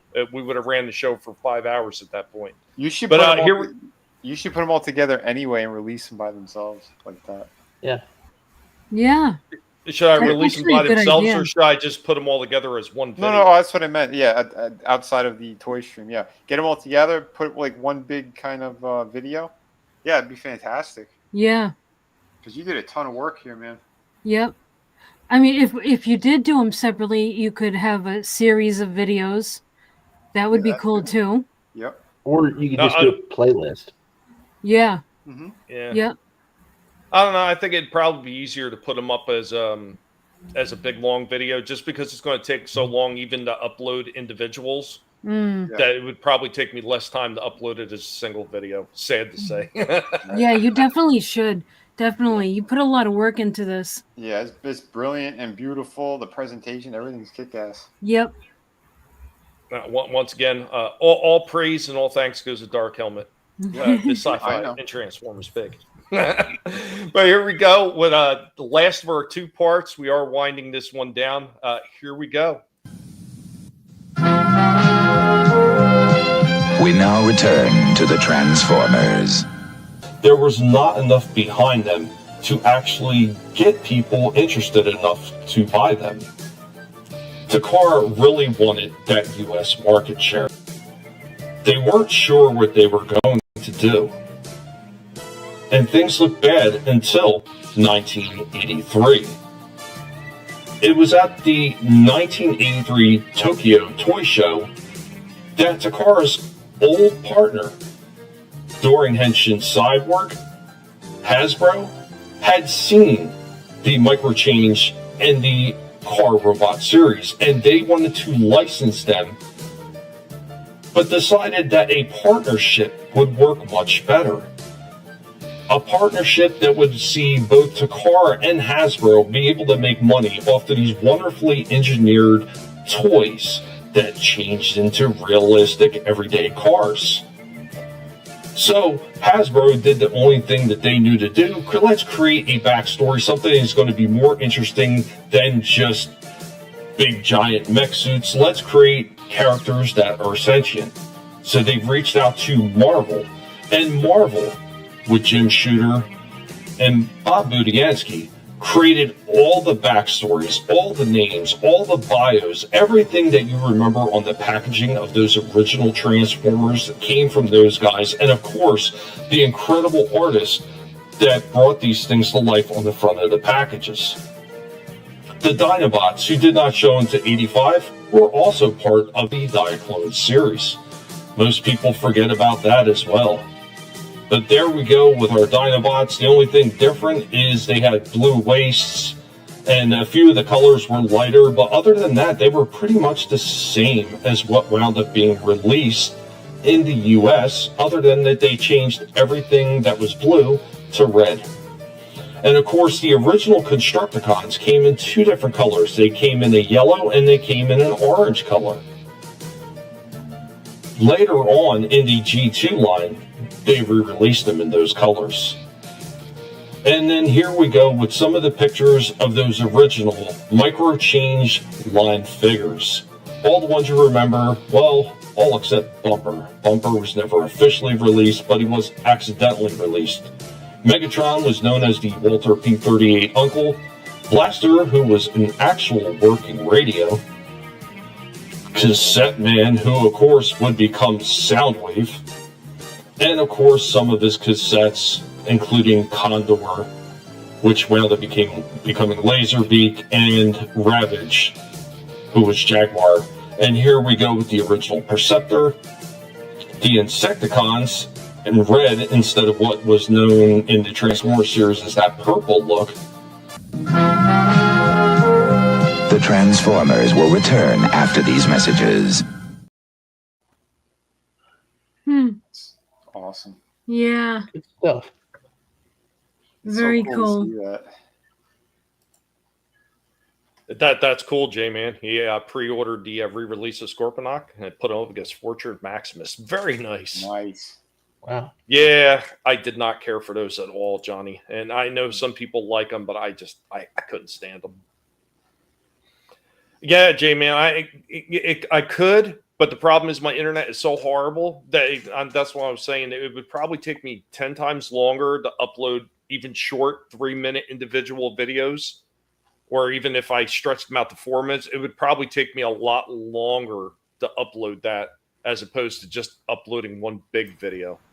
What I am doing, though, is I am building a bunch of videos up for release so I can actually have a little bit more consistency again on my channel. But the problem is I've had so many health issues over the past couple months that I usually just don't have the time in between preparing for this toy show and everything else to actually be able to create regular videos to upload on the channel. I mean, that's what's been holding me back. The internet here is horrible. And like Curtis had mentioned earlier, he's seen a CenturyLink pop up near him where they're building one, and he wonders if he gets some Molotov cocktails. Absolutely. In Minecraft, we're going to go ahead and stress that out. On Minecraft, it should absolutely be Molotov cocktails when it comes to CenturyLink. Appreciate that, Tree Rock. Thanks for resharing that. Guys, if you haven't, share that out. I would appreciate it. Every eye that I get on those sales right there helps us get a little bit closer to being able to take care of everything for the pigs this month. Because it's been horrendous for us for especially the past like 4 months. It's just been like off the hook, like insane, like scrambling every month. 5 minutes of Bumblebee was good. Yeah, and it wasn't even a full 5 minutes. It was just under 5 minutes. It's freaking horrible. Anything before I move on to the final segment for this? Yeah, I really hope you get some fiber in your area at some point because you can upload stuff so quickly on that. I know that they're slowly expanding it, and hopefully it gets in your area at some point because that will do you wonders with your videos and stuff. Yeah, Tom, you need some high fiber in that diet. Yeah. Well, I do have some dates and I'm not that fiber. But no, yeah, I definitely could use that. It would actually help me tremendously. I mean, not only just being able to upload videos and stuff like that, but every time I go to use my Wondershare, that's connected to the internet. And if the internet's crappy, that thing freaking glitches out on me. It takes 10 times longer to edit a video than it should. And then, of course, uploading for this stream, it sometimes takes me days just to upload everything that I've created.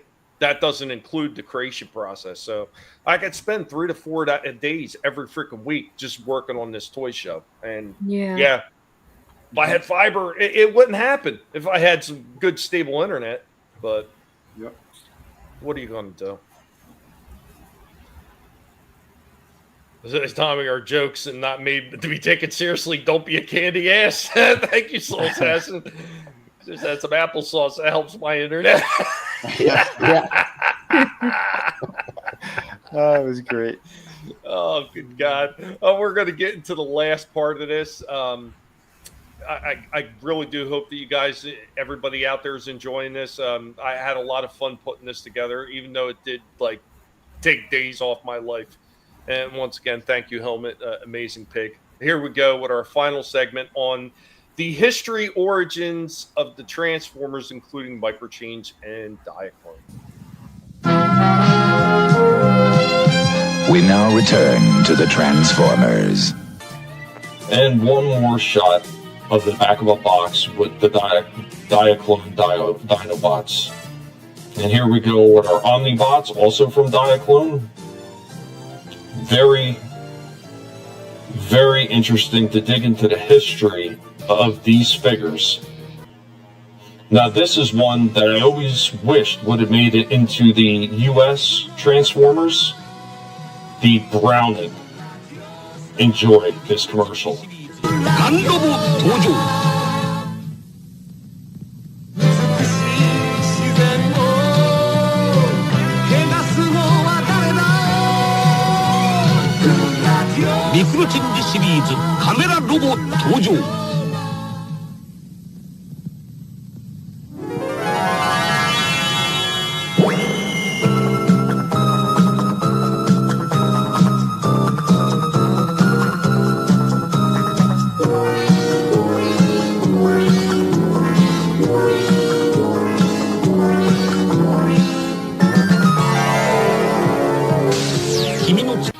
And now we are going to get into honorable mentions.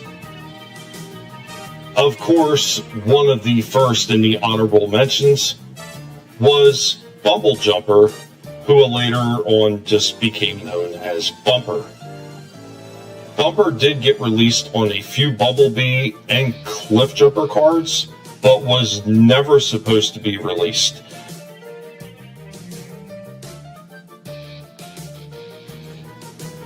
A few of the other ones that were in the original Microchange series that I'm going to be showing off right here, ones that never made it, like the 44 Magnum pistol. Very cool, would have made a great second in charge underneath Megatron. We also have the binocular guy, a very interesting character, not super well designed, but interesting idea nonetheless. We also had two different versions of locks, so a standard lock and a combination lock. Then we also had Flashlight. Yeah, this Flashlight guy. So interesting, different. I can understand why it didn't make it into the Transformers. But this is our rundown of the G1 Transformers history and origins, including Diaclone and Microchange with me, Dark Helmet. We here at the Guinea Pig Collective hope that you've enjoyed it. We'll see you next time. The Transformers, more than meets the eye. The Transformers.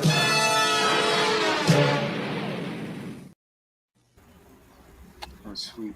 I forgot about those watches. I remember those. Yeah. I had shown mine off a while ago, and the funny thing is the one they show in the commercial is the exact same one that I have. It's the silver chromed one because they came in a bunch of different colors, but I have the silver chromed one. Yeah, I remember they were different colors. Those were so cool. Those commercials were awesome. They're like mini movies. Yeah. Did you see Jackie Chan was in them too? Yeah, the camera was released as a mail away. Come on, I know somebody in here knows the camera's name. No. Yeah. No. Yes. Damn it. It's on the tip of my tongue. I know them. The three of them. Think about multiple mirrors. Oh. Mirrors. Why can't I think of it? Reflector. Reflect. That's it. Yes. J-Man got it. Yeah, there we go. Godzillionaire as well. Hell yeah. Dirty Harry Tron. I always loved that 44 Magnum. I wish I would have got it. Another interesting fact with a lot of these things. Now, so before he was the Walter P-38, he was just like labeled numbers like, I think it was like D12 or something like that. And he actually, the original Megatron, so if you had an original Megatron from the G1, you'll hear a clicking sound when you pull the trigger. That's because those original toys from Takara fired plastic pellets. And they also used to came with little stand-up figures, like little robot figures that sat on a little plastic base that you would shoot with your plastic pellet firing gun. The Browning was the same way. He had firing pellets, and he came with a few other accessories as well. Like Megatron came with this big, crazy ass chromed out sword or something. Mm-hmm. But the original one didn't have like the scope and the stock extension and everything like that. But yeah, like really interesting look at that. And I know who was it? It was Godzillionaire was talking about the blue Japanese G1 version looks better than the red Diaclone version. You talking about Are you talking about the Megatron, or are you talking about Browning? Because I know there was a Browning that was released in blue, but he was like a eHobby exclusive or something like that. He was actually an exclusive to like a Comic-Con or something. Appreciate that. Back then, that sucks. Yeah, they were doing that stuff even back then. They had a Comic-Con exclusive of Megatron, so instead of red on the inside of the legs, he had blue, and he came in, I think it was black and brown or something to that nature. And he wasn't called Megatron, he was called Megaplex, but he was released at a Comic-Con as well. Holy crap. They also did a re-release of Skids, the little blue Honda Civic. Okay. Fastback or, van. Mm-hmm. They did a different version of him, which they released a few years ago in the Legacy or Legacy United called Crosscut. That was an eHobby exclusive as well at one of those Comic-Cons. Wow. That's wild. What's up, Ancient One? What's up? Hi, Ancient One. What up, Ancient One? Were you ever able to get your hands on any of those exclusives? Back then, no, I didn't have the money to travel out to any of those things. So most of those cons were either in California or way down in Florida, and that was like Jersey. Yeah. Did you ever try to track them down like after the fact? No, I mean, because it was years before you see like online purchases from across the country. So that means you literally had to find like somebody selling it close to you. It wasn't like right. Hey, I know somebody in California selling that right now. I'm saying, nah, it didn't work like that back then, unfortunately. No, I know. But I mean, like when the internet started, eBay and all that shit. But by that then point, the I guess prices for them, yeah, they're already an arm and a leg. Daytona says his first Transformer was the OG Megatron P-38. Broke the barrel off when I took it outside and slipped on the ice. Best and worst Christmas ever. Hey, that sounds a lot like a Christmas Story. Yeah. You'll break your Megatron, kid. Yeah. Yep. Yeah, G-Man. Yeah, they did the red-legged version of Browning in the I thought that was the Godmaster. Well, Master Force. Yeah, they were Godmasters and Master Force. Yeah, I did mention that, but they had a blue-legged version of Browning that was only available at like a con or something like that as an eHobby exclusive or something of that nature. Yeah. Well, that was it wasn't just really so much imports. That was American freaking soccer moms that got upset about every toy gun. It could be the most realistic looking toy gun, and it would still have that orange piece at the fucking manliness. I would get that checked out. I do. I hear they sell adult diapers just in case. And Tommy, did those Intertech guns? Those Intertech guns didn't have that yellow piece, though, did they? They eventually changed the entire color of the Intertech guns. They changed them into the Gotcha gun colors, right? Yep. Yeah. Because the Gotcha guns were all loud neon colors. Yeah, they were. What's going on, DVB? I wasn't allowed to have Megatron because he turned into a gun. Yeah. What's up? Awesome figure. I still got one. The one I got, I had to kind of piece together because so often Megatron winds up being broken unless you're paying an arm and a leg for an unbroken one on the secondary market. But I managed to get one with a box. Granted, somebody took a Sharpie to half the freaking box, but I've got him in the original styrofoam box with all his parts and everything. I think I had to repair the arm and the leg on it because they were both broken when they arrived. But after I repaired both of them, I got 100% Megatron complete now. So awesome. Nice. Yeah. Son of bitches. But yeah, there we go. History on the Transformers, the origins, Diaclone Microchange. I hope you all enjoyed that presentation. Yeah, man. Oh, And yeah.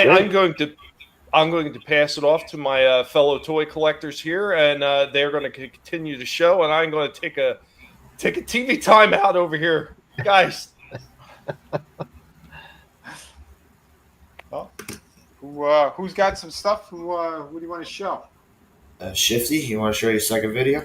What do you hear? What do you say? What?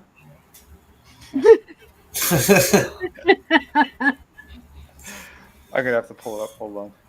Yeah. Hey, be well, J-Man. Thanks for stopping in. Later, J-Man. Good night, J-Man. Have a good one. Later. It's playing already. 1 second. Jeez. Yeah. Here we are. Cups, and this is the Tour Rules or F Tour showcase. First up, one of the pre-orders I had. Oh, you picked got up this her. weekend. It's the Supergirl Page Punchers from DC Direct and Tord McFarlane, and some issues. You see the card down there? You see the card hidden back there? Why wasn't it put up here in the corner? Well, all that empty space. Well, what's the deal, Tord? Also, in the same area, you see the You're pronouncing it wrong. It's Tard. the inner clamshell. Why is my inner clamshell crushed beyond repair when the outside is fine? How did that happen? What the F, Tord? And also, It sounds like you're brokenhearted. You should send that figure to me, Stat. so the head on that figure, resting B face. She looks angry. Some women do, but she's not supposed to. On the back of the package, it shows the comic book that inspired this figure. What the F, Tord? Also, she has a nice looking body. So Tord rules with the bodies. They're cool. You got some new boot cuts on there. Nice skirt, nice color. But yeah, okay, you got some good things going on here. So it ain't a total loss. You got the sword, but wait a second, something's missing here. Something's missing. Wait, where's crypto? You don't get crypto. What? You got to spend $38 to get crypto with that movie figure of Superman. You can't put it with Supergirl. But what the F, Tord? Also, check it out. I got Superman Page Punchers, DC Direct, and Tord McFarlane. Yeah, this is a Kingdom Come Superman, big beefy boy, nice body buck. It's going to look nice with the other 6 or 7 Superman figures I got from Tord. But that face looks nothing like Alex Ross's Superman figure. Look, they put the card in the right spot on here, and they didn't with the Supergirl. What the hell? But look at that. What the F, Tord? That looks like shit compared to the old Alex Ross DC Direct figures. They look. What the hell? It doesn't look anything like him. All the wrong wrinkles are accentuated, but not in the forehead and there. It's just. Yeah. I don't know if a paint. With all the reference that they have as well, there's really no reason for it not to look like it, because he painted him so many times in that book. It's ridiculous. So yeah, that's. If they would just elongate the chin, maybe it would look a lot closer to the art. Yeah, I'm covering up the chin. The chin is the major problem. It's not shaped properly. It's almost. It's got an old woman chin. It's a what? It looks like an old woman chin. Yeah. Like throw mama from the train or something. Yeah. I think it stands out more. I think because yours is his is looking upward. Mine is he's more facing down, so it doesn't look as bad. But yeah, when I saw him in the stores, there were a lot of different problems with the various ones. Like I was able to pick out a pretty good one. But yeah, Trina's still laughing at fucking Mama Fratelli chin over here. Oh my god! What's going on, Frankie? The packing is retorted. Yeah. It really is. I can't believe that with that Supergirl, it's all freaking dented in up there. Tommy, ever since you said that about grandma chin. I absolutely see it. Like, cause my mother wore dentures, and when one time when she didn't wear them, It's sunk in. it's I have a habit of just saying the obvious. it's all I Well, can think about. Look, he's supposed to be old, so I mean, But not that old. Superman kept his teeth. I mean, it is. It's the bottom lip down. That's what really throws the whole thing It's off. horrible. It's so. I'm actually very disappointed. Yeah. would fix that or not, but he didn't. They didn't even paint the side of the hair gray. That's going to have to be the first thing I do when I bust this out of the package. What the F, Tord, and also what the F, Shifty. You're just now getting a 66 Batman. What the F, Shifty? Why didn't you? Time out. Look how great that sculpt is on his face. Yeah. That it is so perfect. You know, you gotta stop sitting there talking about how great this Batman. Let's go back to Fix-A-Dent Superman. No, that's why I brought it up. That's why I brought it up. There's no excuse. Bitter beer face Superman. Yeah, there is no excuse for that thing not to look bright. To buy it when it was readily available last summer at Walmart. You had to pay $5 on the retail for this son of a gun. What the F, Shifty? Hey, what's going on in Shifty backward? Like Shifty's yelling at himself. I love it. Great Batman. Is that the one that I got, Adam, or is that a different one? No, that's the same one. No, it's the same one. Okay. Yeah. Yeah, Okay. that's the one that started it all for Adam. Yeah. He blames you, and then he blames the rest of us. I passed that up so many times last year because I was like, no, Adam West isn't that built. No, I don't want that. No, I don't want it.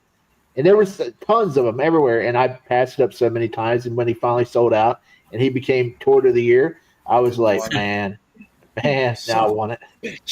Yeah.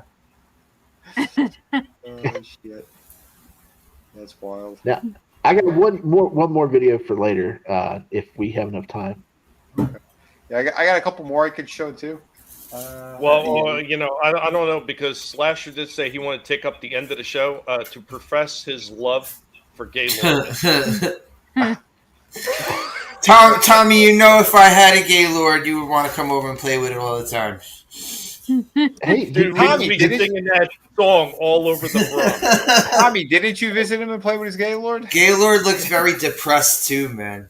I notice every time you show that commercial, you see his sunken in eyes, like he's been on really, really hard time. He looks like one of those fucking commercials with Sarah McLachlan singing in the background.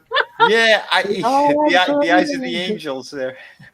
I don't know who looked more depressed, that dog or the kids from that other commercial. Oh shit!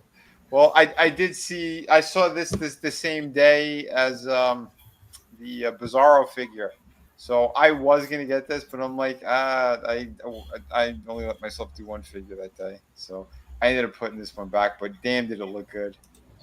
It does. Yeah. Yeah, they had him and Frankenstein. That's really good. Silver screen. How much are those? I'll probably be picking that up. 15 or 16. I didn't know they did these in black and white. I every time I see it, because they have those at my store. They're just all the color ones. Oh wow! I never. Yeah. The Toonie Terrors, yeah. I never saw them in black and white. Me neither. I'm interested in that. Yeah. Oh, shit, a gray Adam Strange. I didn't see that. I know that they had the red I figure. almost got him because I thought maybe I could. Yeah, the red one I saw all over the place, but Yeah, that's the this normal Walmart one. had one. Yeah, he had one. They had one of this one. I was thinking of using him as like a custom if I did pick him up, but again, yeah, I preferred getting Bizarro, so I left this dude, but it still looked pretty good. Yeah, Edition. it does. Not familiar with this character. I mean, the bio's pretty good, but this is goofy. Yeah, his main face was This is goofy. a pretty good surprise. Just Yeah, there it is. Bizarro. Oh man, I love that. Yeah, I love the metallic kind of. Mm-hmm. Oh shit! Yeah, I didn't even notice that before. That's awesome. Yeah, Yeah. They did a damn good job with this. It's pretty good. Pretty good. On the belt. yeah, so there were those figures. Cool stuff. Yeah, we got like what 2 weeks worth of stuff pretty much that we had not shown. Let's see. Oh, if Papa Cotton's still around, I got something for him as well. Since he loves them Hot Wheels. I told Tommy about this, but yeah, here's that vending machine again that I saw at the mall. All the prices are insane on these things. So I'm in the mall again. I'm looking at this vending machine for Hot Wheels. The prices are absolutely bananas. They do have Optimus Prime, but he is very expensive. He is going for $20. Get the fuck out of here, dude! It doesn't even come to trailer. Exactly, and this one, he should be around the same price as the other ones, like $119, $125, Yep. Or if it's that other movie version ones, they'd be around $4 or $5. There's no reason this they're is $20. usually sitting right around $350. So the barricade one that I was talking about, that awesome person at Walmart rung up for $1 for me, they were sitting at $350. So all these Hot Wheels Transformer branded ones are sitting at about $350. That's what they're supposed to be sitting at. Damn sure not no $20. $20 for a fucking Hot Wheel. The fuck out of here. It's to pay for the location and the rental spot for the machine. A hand better come out of that machine and jerk me off after it drops the fucking card out of the machine. Good Lord. Jesus. What the hell? It's crazy. He's supposed to be in regular stores for like $1.19 or $1.25. And they're charging $20 in this vending machine inside of the mall. Unbelievable. Yeah, and they had this ass ugly Batmobile as well. I don't know what the hell it was from. That thing was also going for like $12 or $13. Out of the vending machine. Like, nah. It didn't even say what it was from. It didn't say what, like, whether it was like Arkham or I would no that I have no clue what the hell it was from. We got something interesting in the chat. So we were going back and forth, and Johnny asked a few questions. I said no, I didn't have any, and he was saying he can't remember his name. And Trina said Hordak. And here's the thing, Hordak, he was not a part of the She-Ra franchise initially. Yeah, Hordak was on a Masters of the Universe card. Yeah. He was on the Masters of the Universe card. Even like the original figures when he was released, he was considered Masters of the Universe. Yeah, him and all his goons were Masters of the Universe figures. Yeah, but he only got included is because when Schreimer decided to do She-Ra, they already had the character of Hordak, and originally Hordak was supposed to be introduced to Masters of the Universe as a third-party antagonist. So you would have Skeletor and his motley crew. Then you would have Hordak and the Evil Horde, and then you would have He-Man and the Masters of the Universe fighting against both factions. Mm-hmm. Well, since they had the She-Ra line that they were pushing in, they were going to come out with because figures like Teela and the Sorceress sold so well, they decided they're going to have a whole line for She-Ra. They needed a bad guy for it. That's what wound up happening to Hordak. But yeah, originally he wasn't even intended to be part of the She-Ra line. Yep. I remember you saying that back a while ago. Yeah, that's awesome though. He is such a great design though. Yeah, he looks great. Yeah, Hordak came out great. They did a great job on She-Ra too. Oh yeah. I'm sure. I think they're going to be doing a new one too for the Masterverse. With Swiftwind. Yeah. I don't know when those are supposed to come out, but yeah, they've been doing some really great stuff. So I hope it's before they make this price hike because Mattel could suck an egg. It's gonna be after. It's gonna be inflated. Sons of bitches. But I did see this one. I don't know, Tommy and I, we have the knockoff version we got a couple of years ago, which it's still a really cool set. But these are the official ones, and I pulled the Tommy on this. I put it on another aisle. Maybe next time. He He looked really good though. Did you put it over in the Tyrannosaurus Rexile? First time seeing this guy in the store. No, that's a different store. If I brought it there, they'd call the cops for stealing.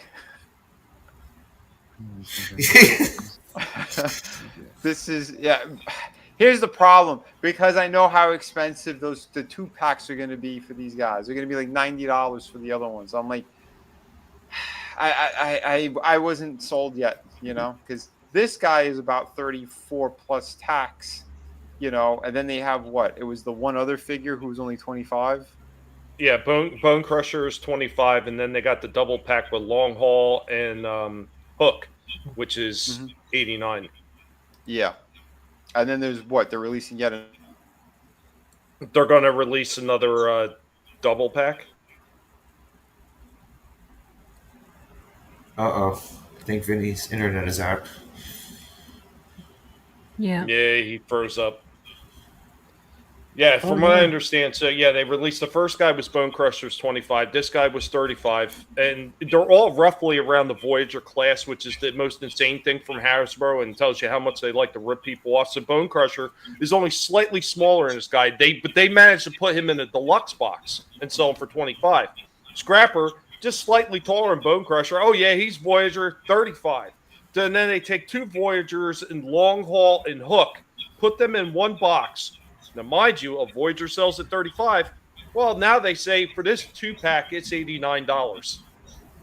That's not really just like a spit in the face of the people that are trying to collect these things. I don't know what is, because there's no way, even with that little extra piece they put in there for Devastator, that shit should be coming up to $89.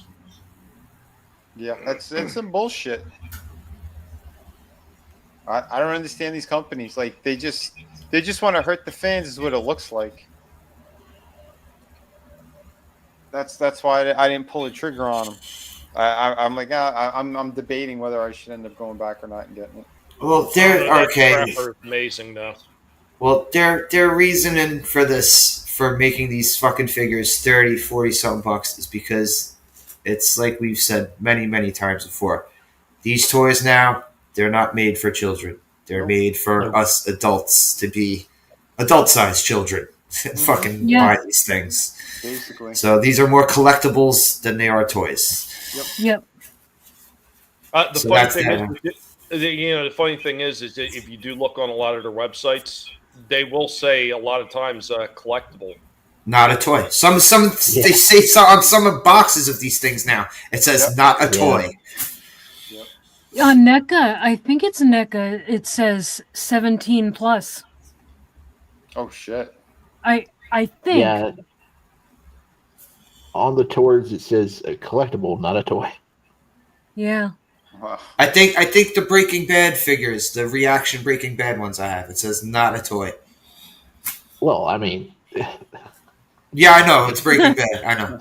But then again, they also did sell RoboCop toys to children in the 80s. RoboCop and Rambo. So. Yep.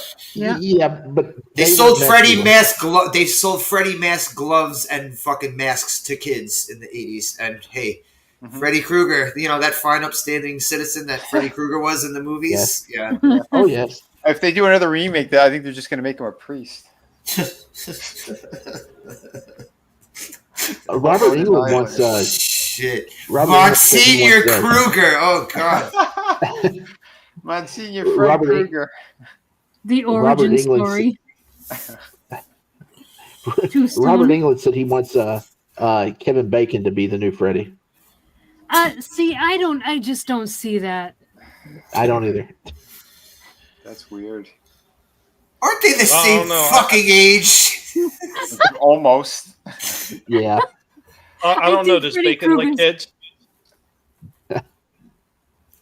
What's that? Does Bacon like kids? Oh. Yeah. Did you ever see that movie? Did you ever see that movie Sleepers? Yeah. Yeah, he really liked kids in that movie. Oh boy. Yeah. Then when they came back and they killed him. Yup. Yeah. Awesome scene. Awesome scene, that part. Yeah. I know you guys were talking earlier about the possibility of a He-Man movie. I don't know if they're still doing that or not, and quite honestly, I checked out even looking at it. Go ahead. They're still doing it's probably almost finished production. They've already started filming it way back. It's fully casted. Evil Lynn is the chick from Community. The brunette. Allison Brie. Yeah, you got Idris Elba's gonna be Man at Arms. Ooh, I wouldn't mind seeing her running around. Well, wait. Idris Elba is Man at Arms. Yeah. Oh my God. I saw photos of the guy who's playing He-Man in handcuffs with regular clothes on, and they're he's got a pink shirt. Yeah, so they completely fucked it up.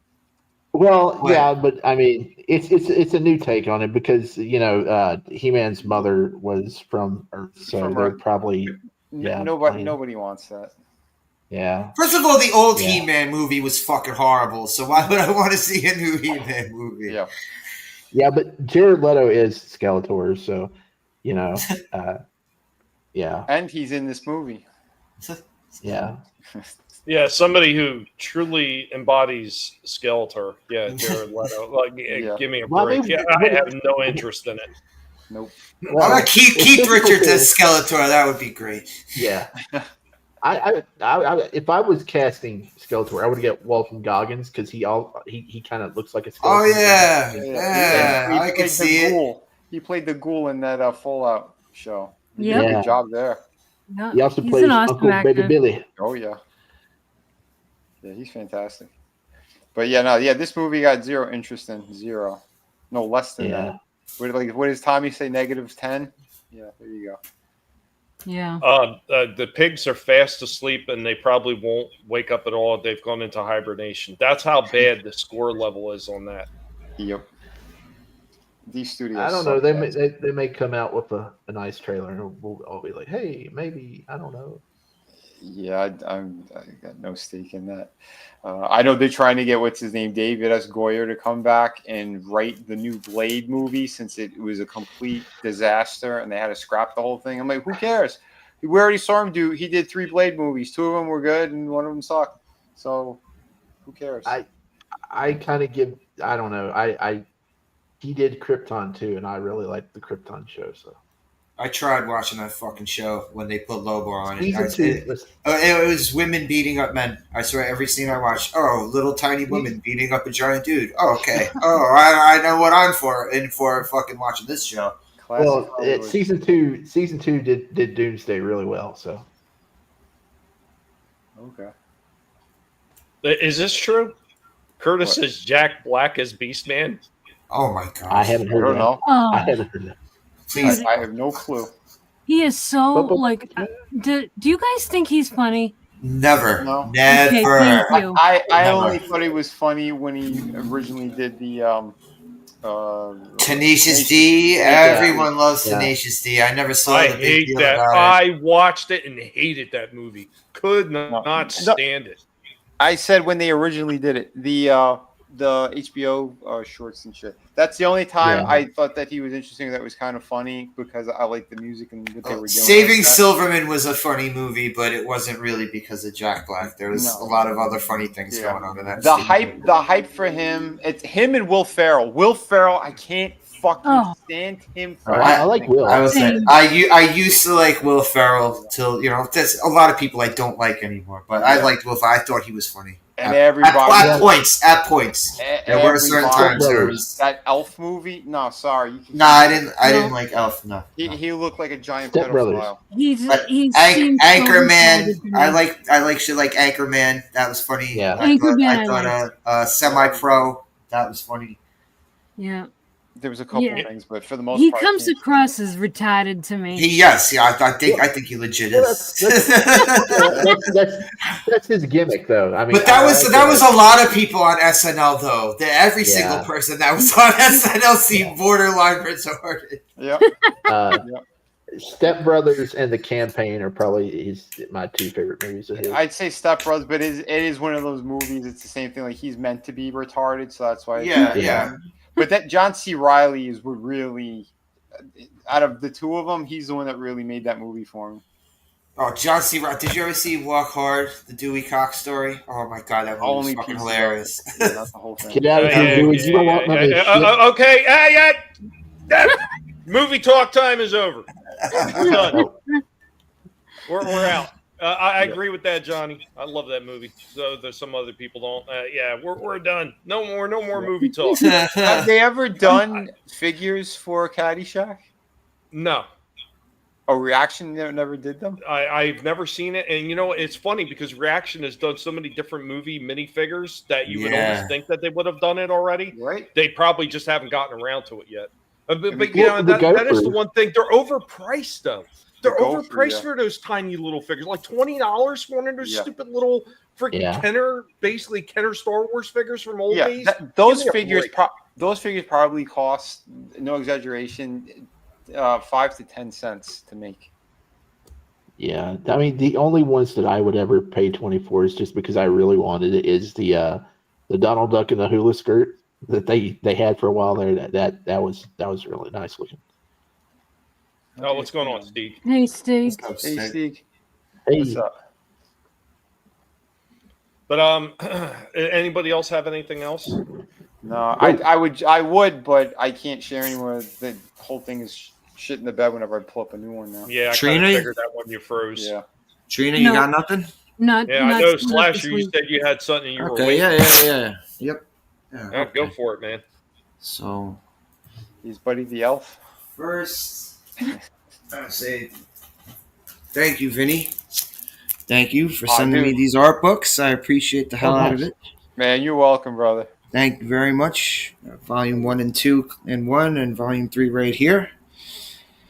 I opened this one and I was flipping through it. I really don't want to fucking crease it, so I just want to put it back in the fucking bag immediately. But dude, thank you very much, man.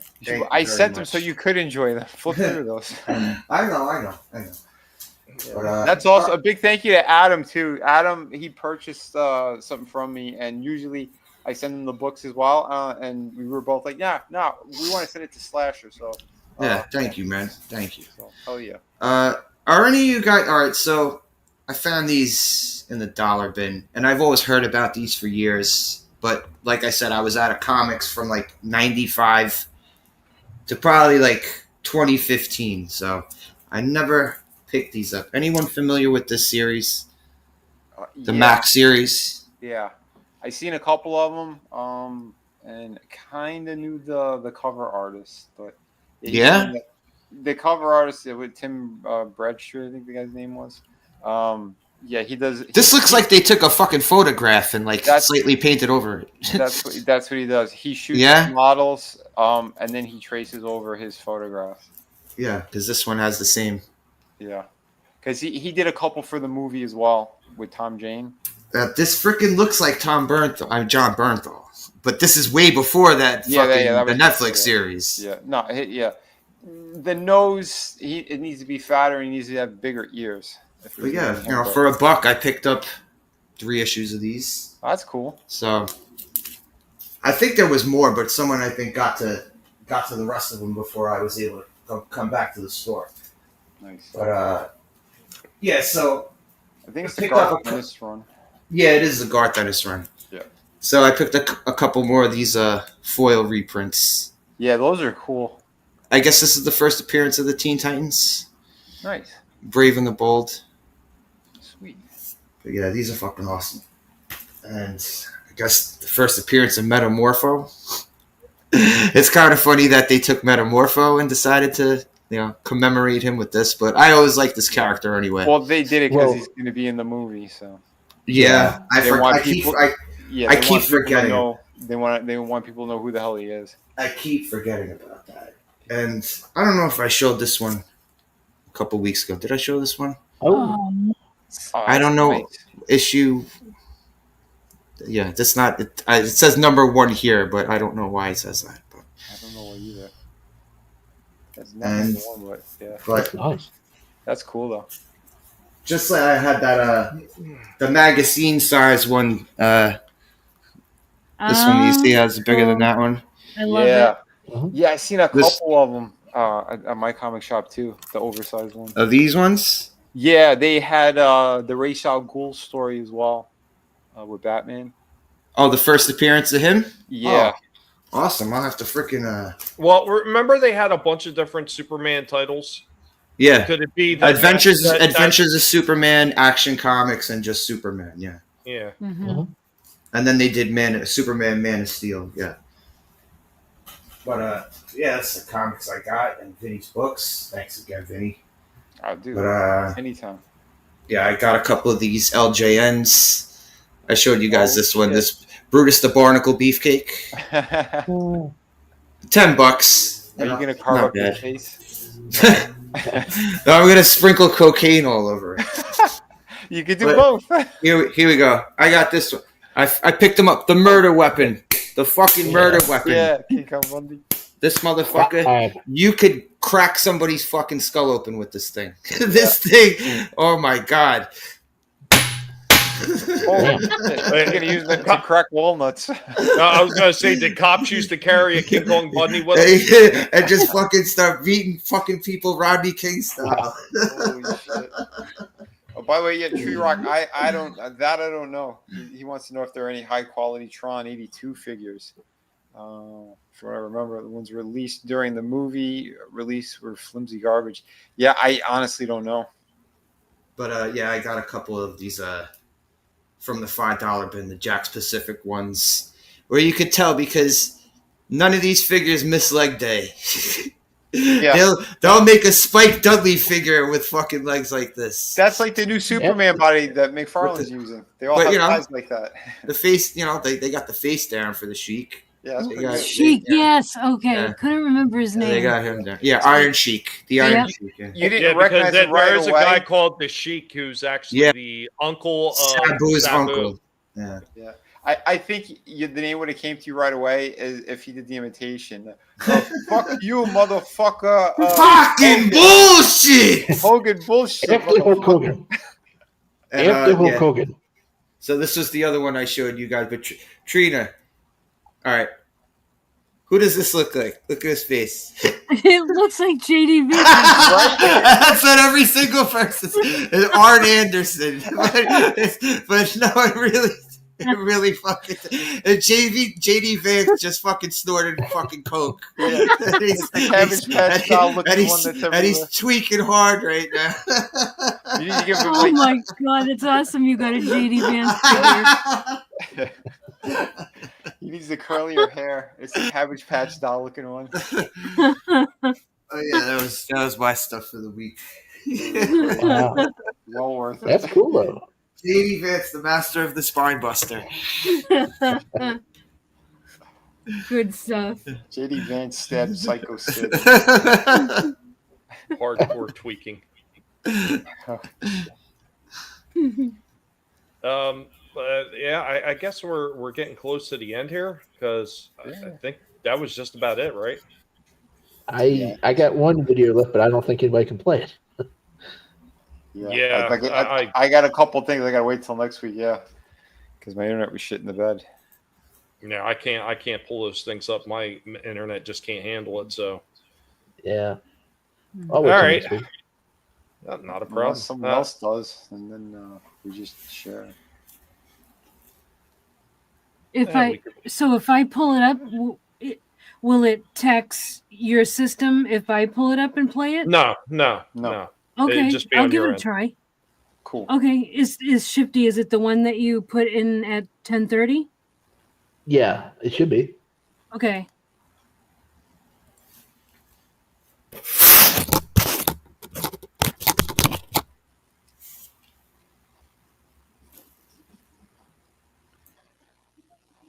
It's crazy all the hoops we got to jump through because StreamYard.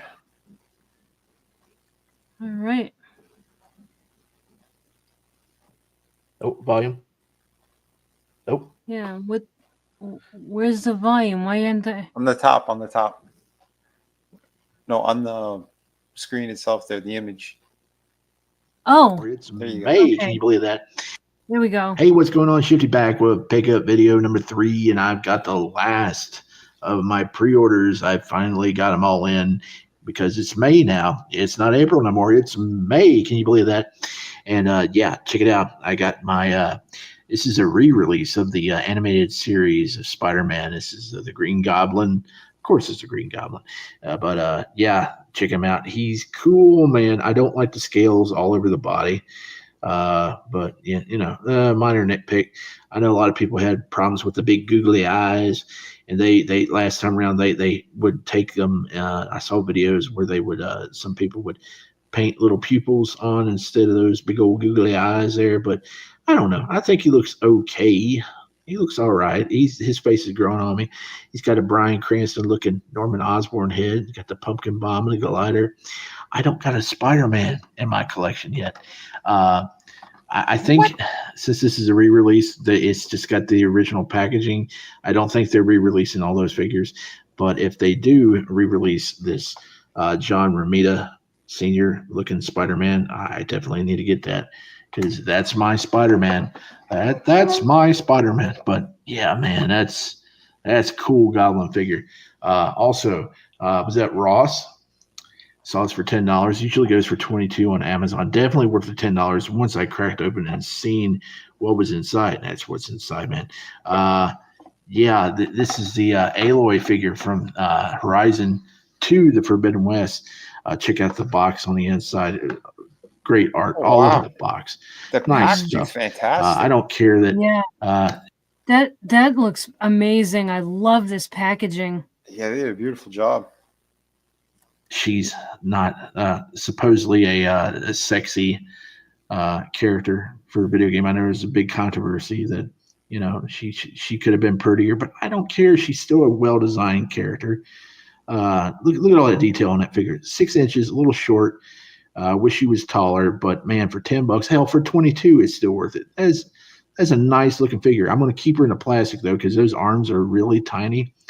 And I'm just going to wait till I actually display her because I think they may be super fragile, but great detail on that. Nice figure. And look at all those extras, 5 extra faces, 6 extra hands, bow and arrow, staff, all that good shit. $10, definitely worth the $22 it actually sells for on Amazon. But if you're at Ross and you see that, get that stuff. And last but not least, this is the definitive Superman from Tord McFarlane. And yeah, it only took him 5 years to put it out. This is the one you need in your collection. The 40s Flasher one is good, but this one is the one to get. He's freaking amazing. Freaking amazing. Good job, Tord. One with the black trim around the S, right? Yeah. Yeah, I like that. He's like sold out everywhere. Yeah. They only got one in at GameStop, and I was the one that reserved it. So yeah, he's pretty hard to come by. So you wish she was a little bit taller. You wish she was a baller. You wish she had a phone so you could go ahead and call her. I just heard that song on the radio in the car today.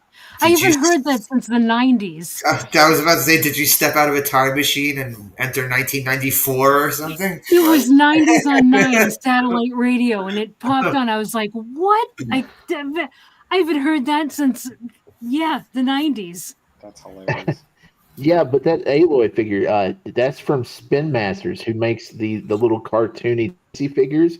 So they can really put out some decent stuff if somebody gave them a chance. Do you know who Spin Masters purchased recently? It was probably like about a year ago. They purchased Hexbug. Who's Hexbug? That Hexbug that does the battle bots. Take care, Gap. Oh, okay. Take it in the ass, Gap. Later, Gap. Okay. Are you guys still stretching this out?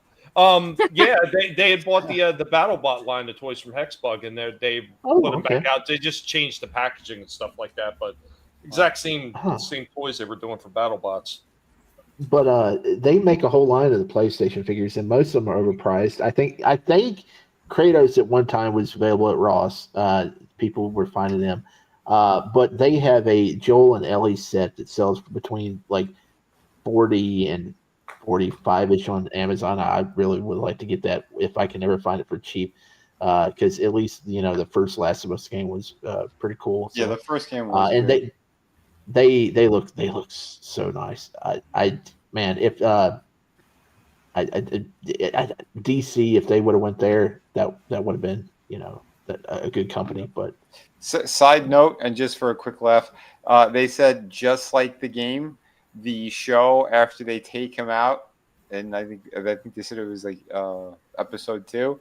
They said their ratings plummeted. So I thought that was hilarious. There you go. Holy shit. No, they never learn. Never learn. You had a second opportunity to fix the story, and you fucked it up again. Yeah. Well, we're getting ready to close out time. We're getting ready to run up out of here. I'm going to end the last of what I have to show off with a good old-fashioned toy hunt. There's some interesting things in here. Guys, hope you enjoy this one.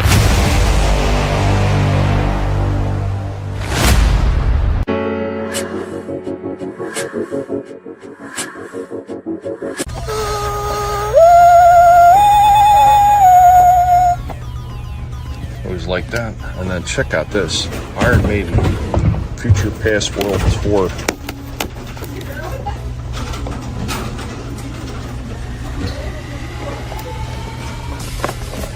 That's pretty cool looking. That's what the figure looks like. And on the other side, look at that.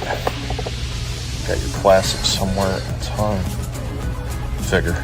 That is pretty awesome. Not sure how much this double set is. I'm imagining it's probably 50, but that is pretty damn cool. Oh no, I set Gizmo off again. And taking a look at that Hasbro right there. Look at that, man. Woo! The Transformer aisles. Dead. They're just not restocking anything anymore. It's horrible. McFarlane's. I mean, there's a few more in here than there was last time, but yeah, there's just not a whole lot to speak of. Same thing with the Marvel. A lot of bare spots on the shelves. They do have over here in Target, however, is they got a slew. I mean, they got a slew of stuff going on here. All kinds of mechas sitting up in here. Look at that. Tim Burton's Nightmare Before Christmas, the Ultimate Jack Skeleton. Look at that one. Comes with all kinds of extras. Saw. Last Ronin, Donatello. Last Ronin with Leonardo.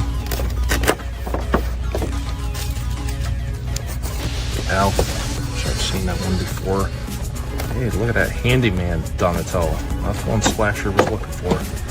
April O'Neil, version 2.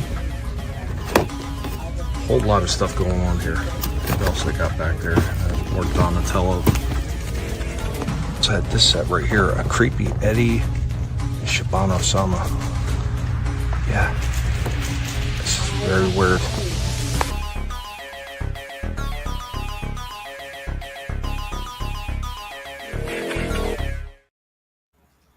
Wait, that's not that Donatello said what? Handyman Donatello? Handyman Donatello. That's why I said not the one Slashers. Yeah, that isn't the one. Yeah. And good night, Johnny. Thanks for joining us. What's up, Draven? What's up, Draven? Trash Later, Bro. What's up? Yeah, but I thought there were still some interesting figures. I still like that Iron Maiden set for the Somewhere. Yeah, that Iron Man still. Yeah, that was good. I remember you messaged me asking me if I was interested in that, and at the time, because at the time I wasn't thinking so, but seeing it, I'm having second thoughts. It does look phenomenal. Yeah. Like, especially like the Somewhere in Time. Like, I don't know a whole lot about their newer stuff, with the samurai outfit. I've seen a video or two, of the music and everything, and seen the samurai in like the video segments that they had. But it's not something I'm overly familiar with. Mm-hmm. So, I mean, the Somewhere in Time, that's something I'm a little bit more familiar with from back in the day. So, I mean, that one hits the bells and whistles for me more than the other one does. But, I mean, both figures in their own right still look amazing. Yeah. Yeah. That samurai looks fantastic, though. Yeah, it really does. And the box, the way they designed the box is beautiful. Yeah. That double gated window thing. Yep. The other one I want to ask you about is, did you see that jack, the ultimate jack with zero and all that stuff? Yes. I think that's the one I have. Okay. I haven't reviewed it yet, but I got that one and Sally. Yeah. The limbs look so thin on it, though. Yeah. I'd be very, very wary of that because NECA, they're not known for having good joints on. Well, on the she did a review of the blistered one. Yep, the Okay. cloth one, yeah, and that one was pretty rickety, but he's doing okay. And the newer one, the one that Tommy showed, I think that's the same one I ordered. That one actually is a little beefier. Okay, well that's good then. Yeah. They might have had complaints for sure then. Yeah, I'm thinking so because on the one that had the cloth goods on it, one of the arms, it doesn't fall off because, well, it does come off. But it's detachable, like you can put it back on. It's the way it's designed. I can't really explain it. It was meant to be removable. Yeah, it's like that's the way it seems. Yeah. Hopefully this one I need to review it, but hopefully it's better. I'm thinking of waiting until either Halloween or Christmas to review it. Okay. Well, since they're re-releasing them, if the one you're going to review breaks, just take it back to Target. Yeah. Yeah. Tell them Tord sent you. Yeah, I may have to do a little Target swap in here pretty soon because they put the Jeddah Patrol stormtroopers out with the shoulder pad and the big guns. Well, I went and bought a couple of 2-packs of stormtroopers and Jedi troopers from A New Hope, and the stormtroopers in those 2-packs have a nasty burgundy hue to them. I don't know if it's the plastic they use or it didn't get a nice coat of paint, and I may have to swap those out. Don't tell nobody. Hey, what happens on Collectable Past stays on Collectable Past. You 46 people watching, don't tell nobody. Yeah. Yeah, don't tell nobody. So if you happen to go to a certain Target in Virginia and you see some burgundy looking stormtroopers, I have nothing to do with it. They're gonna be like, someone shifty did something here. Yeah. Right? Yeah, Stormtrooper Batman. 10 million different versions of the same figure. That's what most of these companies Don't give Tord any ideas before he's done with the license. But yeah, we are just about set. Oh, okay. Go ahead. I'm sorry. But you know what sucks? I mean, I like Superman, and I usually I thought I was only getting into towards to collect Superman. I was like writing down my Supermans, and I was like, oh God, I got way more Batmans I've picked up than Superman. And I was like, how did this happen? I don't even like Batman that much. Man, towards the it's because the 10 million variety versions. Yeah. But when he finally starts to do them right, I mean, that's why they're moving. Yeah. Is that kind of like Bat gender? He's Bat fluid. We're getting ready to bounce up out of here. One more time, real quick, if you haven't had a chance, share the links out there for my eBay store. We're really in crunch mode this month. Just like every month, it's just been crunch. Hopefully, the wife secures a new job soon. I mean, I keep hoping that this is it. So, whatever you do, don't pray for me. I feel like slashing now. The praying doesn't work. Just wish like happy thoughts or something like that. Like give me a Cheech and Chong happy thoughts. No prayers. They're not working right now. But I left some rum. I left some rum for Jobu, and he's gonna work magic for you. See, now we're talking. Unless you're leaving rum for Jobo, you got no marbles. But we've got one more important piece of information to take care of on the show right here, and yeah, you know what that is. Ladies and gentlemen, it is now time for the Golden Trina Award for the best review of the night. All right. I have to give it to you, Tommy, tonight. I absolutely love the whole Transformer series that you did. You did a lot of work on that. Yeah, you get the award tonight. Okay, well, I'm going to have to do this properly, and I will accept this on behalf of Dark Helmet. Dark Helmet is the true star here for that whole entire series. Without him, I don't think it would have happened the way it did. All praise to Dark Helmet, your Lord and Savior. Thank you. Appreciate it. Good job, Helmet. Absolutely. Good stuff. But, Tommy, don't forget to thank Jobu too, Tommy. Yes, and thank you, Jobu. Thank Jobu with copious amounts of rum. Don't skip people. Don't use cheap rum. You heard him. Top shelf. But only. I'm going to hand it off to my lovely panelists, and they're going to let you know what they got going on. Let's see. We're going to start with... Hey, Prime! What do you think Megatron's going to do to Starscream? Nothing gentle, I would say.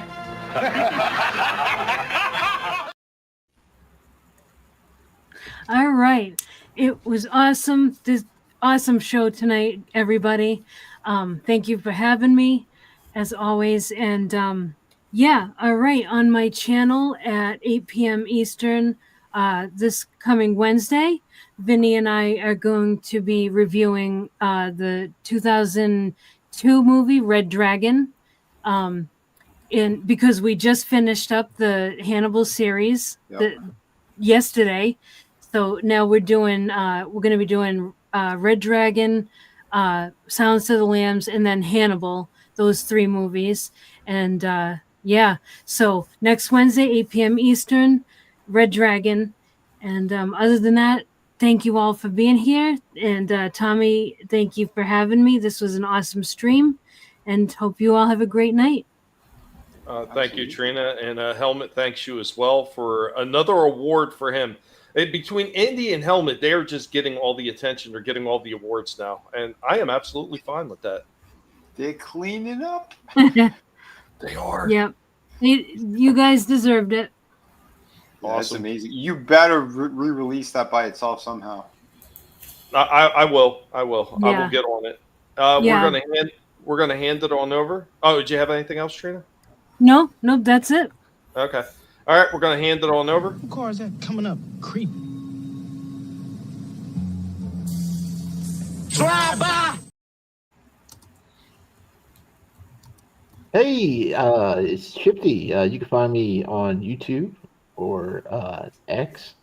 It's Shiftygism. That's ShiftyGISM. And hey, thanks for having me again tonight. Had a lot of fun. I learned a lot of stuff about Transformers, and good deal. You can find me tomorrow night at about 8:30, around that time, on the Awesomenators channel. We got the good old wrestling show, Awesomenator, me, and Rome's, and we're going to be discussing the card for Backlash this weekend.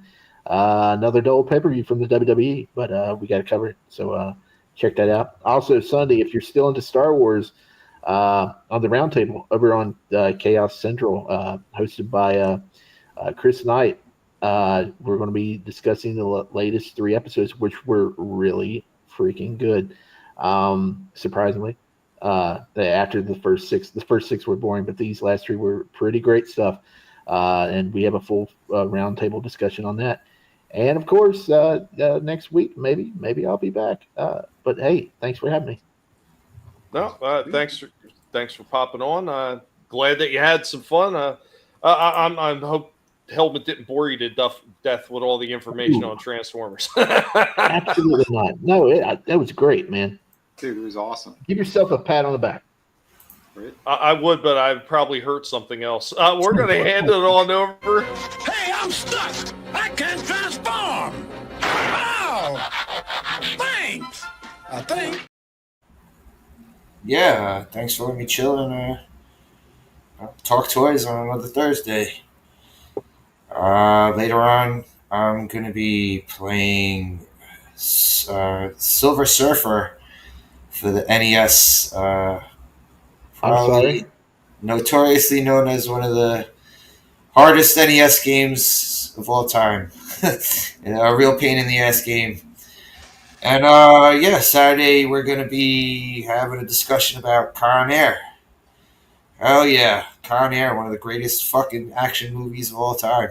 Nice. Awesome. Yeah. Yep. And put the bunny back in the box. And tomorrow I'm gonna be playing Street Fighter Alpha 2. Gonna be trying to beat the game with Sakura. That game is severely broken for Super Nintendo because you do all the fucking fancy ass moves you want, right? You can't beat the fucking opponent. All you have to do is foot sweep. They don't block foot sweeps at all in this game. So, but Take the leg, Johnny. That's it. Right. Awesome. Thanks, Slasher. And of course, gonna hand it on over. It's me, Mario Kartitis. Oh no.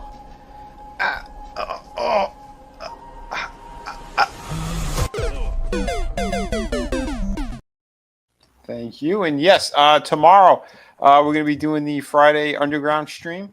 So tune in to hear some of the craziness of what's going on in the world and, other stuff. We hit some topical things as well and entertainment shit from time to time. But then, we're going to be hanging out with Slasher on the Saturday. Sunday, back on my channel for Dexter Season 2, Episodes 7 and 8. So, we are flying through this season as well. And, it is damn good. And, get ready. We're going to have more dokes as well. Surprise, mother. Anyway, but it's excellent stuff for sure. And like you heard Trina, Wednesday, we're going to be doing Red Dragon over on her channel.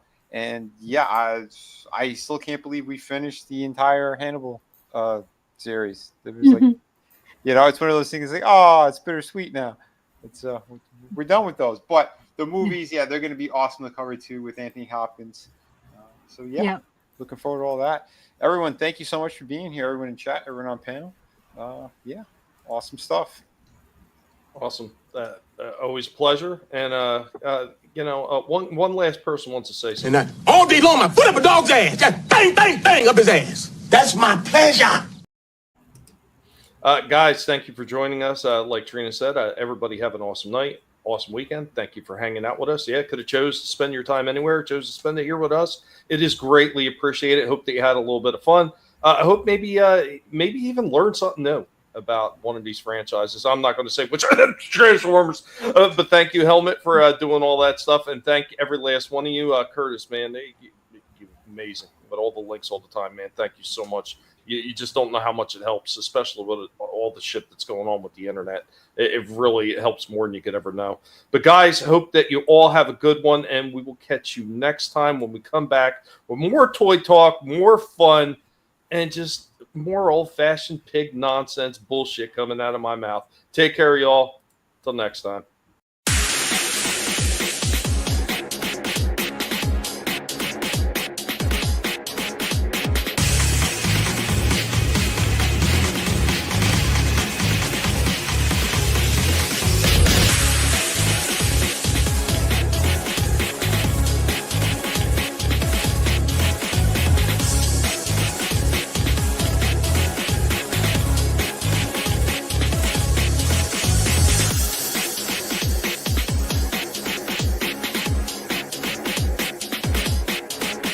You better run, Mojito. You what? I thought you said don't move. That was before. Now, you run.